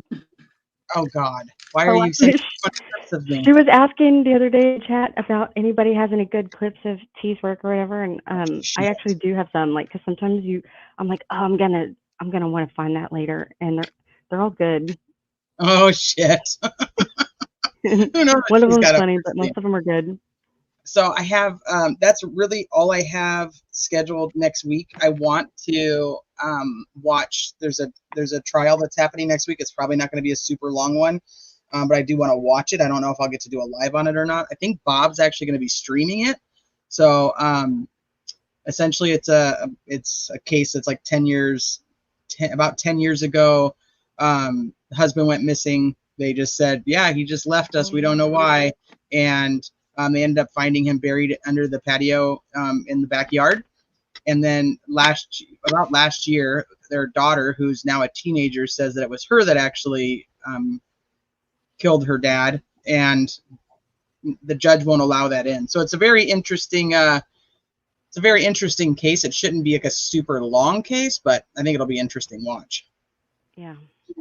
So Rochelle asked, did somebody say yesterday that the 575 were for just certain people? The 575 is only for the first person requesting. So the first person who requests pays the additional amount. Anybody else is technically requesting what's considered a copy. So the 575 gets her to do the transcription, and then once it's done, you only pay $1. So because the defense team had requested all of this testimony, we ended up only paying $1 per page for this. But nobody's requested the other testimony. So even if like another YouTuber goes out and requests it before us, they pay the 575, then we pay the $1. That's crazy. So I think that I don't know if anybody's planning on doing that though. Well, even if someone I can't hear you, honey. Uh-oh. Supposedly yes, Rochelle. I don't know enough yet to be able to answer that, but supposedly yes.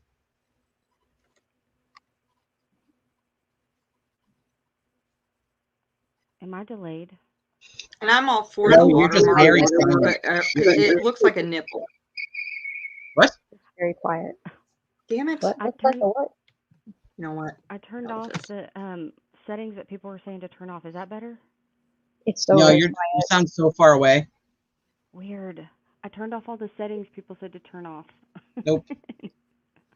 I think that might be a problem. You probably should turn them all back on. I know. That's what I said. I was like, can somebody like let them like tell them to freaking get everything? Like just request the whole damn thing, make it easier. But you know, as much as everybody, you know, on the internet thinks that there's a whole crew of people who are like besties with Brad and Andy, nobody seems to have that pull. So just is what it is. Well, they're probably not going to be real cooperative if they did like a little stipulated agreement to keep them private or like keep, you know, like to not make Just them public. Wallace. So I know, but I doubt they'll. Oh, y'all are talking about the other ones though?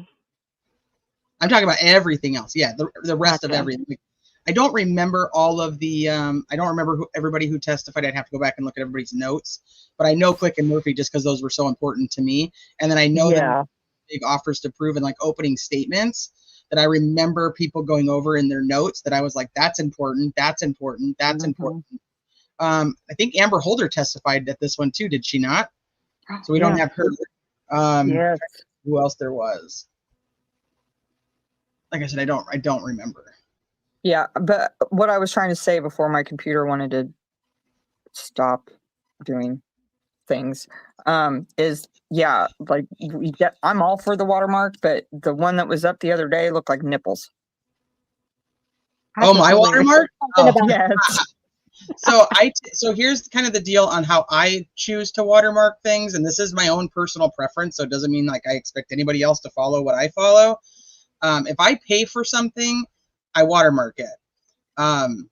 So like all the stuff from Gannon Stouck's case is all watermarked. Anything that I paid for is watermarked. If somebody sends me something and wants it watermarked, like the jury questionnaire that obviously I did not pay for, but somebody specifically wanted to make sure that it was taken care of for this channel, so I watermarked it with a different watermark just so I could I mentally can distinguish the facts and like make sure everybody knows. These transcripts, since I did not personally pay for them, you guys all paid for them. Even though DB has one that has like you know, he has 10 of his watermark on there because he paid $10, which he really didn't get a watermark. They are all pinned at the top of this live chat. They are downloadable and accessible to anybody who wants them without a watermark. So there is no watermark on these. Everybody can have them. And hold on, we did not get here we go. We did not. Oh, Vito, that was another one. We didn't get. I thought we got Cecil. Was he on there twice? we did Cecil. So like I said, I went back and forth about watermarking them, but because people were like, just throw a watermark on it. I'm like, I didn't. You guys paid for them. The public paid for them. I think that the public should just have them because I think that's the right thing to do, and that was just a decision I made. And but any transcript live that I have done, the Google document for the transcript is in the description of all of them, so you can go back and get whatever transcripts you want. And if it's not there, like, somebody just let me know and I'll add it, because that would have been just a mistake. I would almost say that if we pay $5.75 a page, watermark that shit, because we're going to be the reasons why everybody else gets it for $1.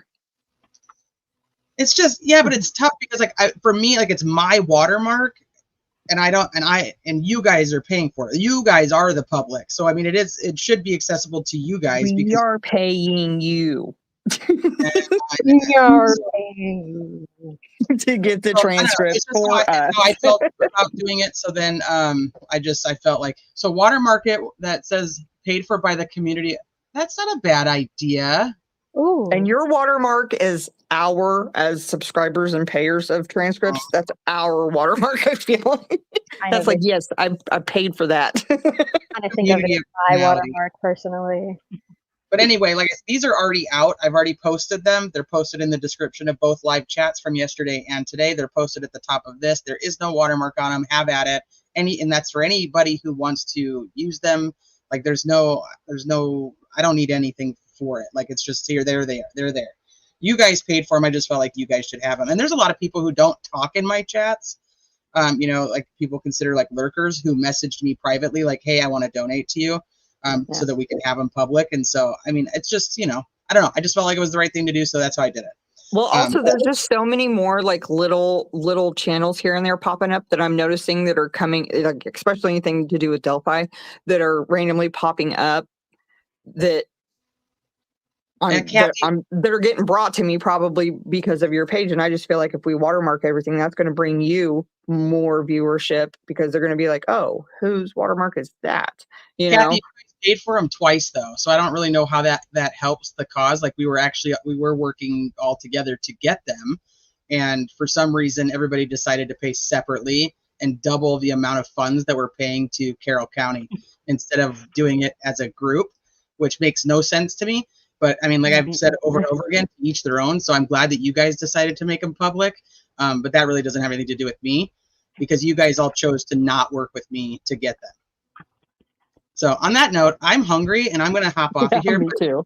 I just want to say thank you to you guys for every one of you guys, the ones that aren't up here anymore, you guys who came in here and spent hours of your day reading through these. And I just can't thank you guys enough. And I know that my local who goes and takes care of paying for all of this stuff is not in chat right now, but I want to make sure that everybody says a huge thank you to Anonymous Her, because without her, I wouldn't have access to being able to do any of this, and none of us would have access to this. So, but all the volunteers from yesterday, all the volunteers from today, I mean, just fucking amazing. I can't even believe that so many of you are willing to help go through these. So I thank you guys. I from the bottom of my heart, I thank you guys. Well, since we can't see the trial itself, at least we can get some sort of fucking idea of what's going to happen and what's not going to happen. And I think we're better than the actual people. So possibly, but once they start talking and they stop talking and they reword, I'm like, okay, I feel like an idiot because I'm trying to say what they're saying, which they're not making any sense in this moment. You know what? Yeah. I'm like, what? I wouldn't have it any other way, though. I love being able to break them down like this. It gives me the opportunity to read through them thoroughly, listen to you guys, because I'm like a learner that does all the things. Like, I have to read, I have to hear. So this like gives me an opportunity to bring it all together, and I can highlight at the same time. Like, okay, I want to go back to this. I want to touch on this. I want to talk about this, and it's just I love doing it this way. I'm so glad we started this, so many months ago when we got our very first transcript and decided to do it this way. And Sleuthy's not here, but Sleuthy does so much behind the scenes of helping with just organizing and the PDFs and making sure everything is, above par on the paperwork end of things. I thank her, for doing all that too. So we'll figure out what we're gonna do. All eyes will get together and we'll figure out when to schedule the fundraiser. Like I said, I only have plans as of right now next Monday. So I think anything outside of that, we're good to go. Okay. All right. Sounds good. Sounds good. Thank you, everybody. Bye-bye. Thanks. Bye. Do you dare to follow me down? Head into the unknown.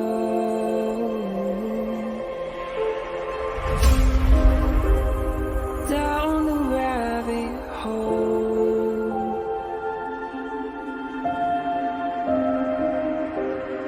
Where it stops, no one knows. We're going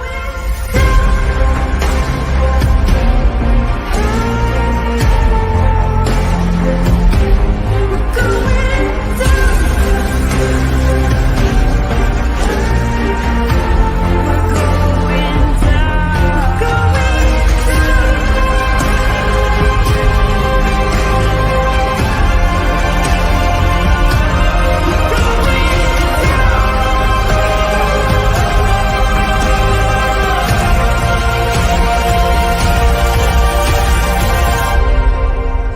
Do you dare to follow me down?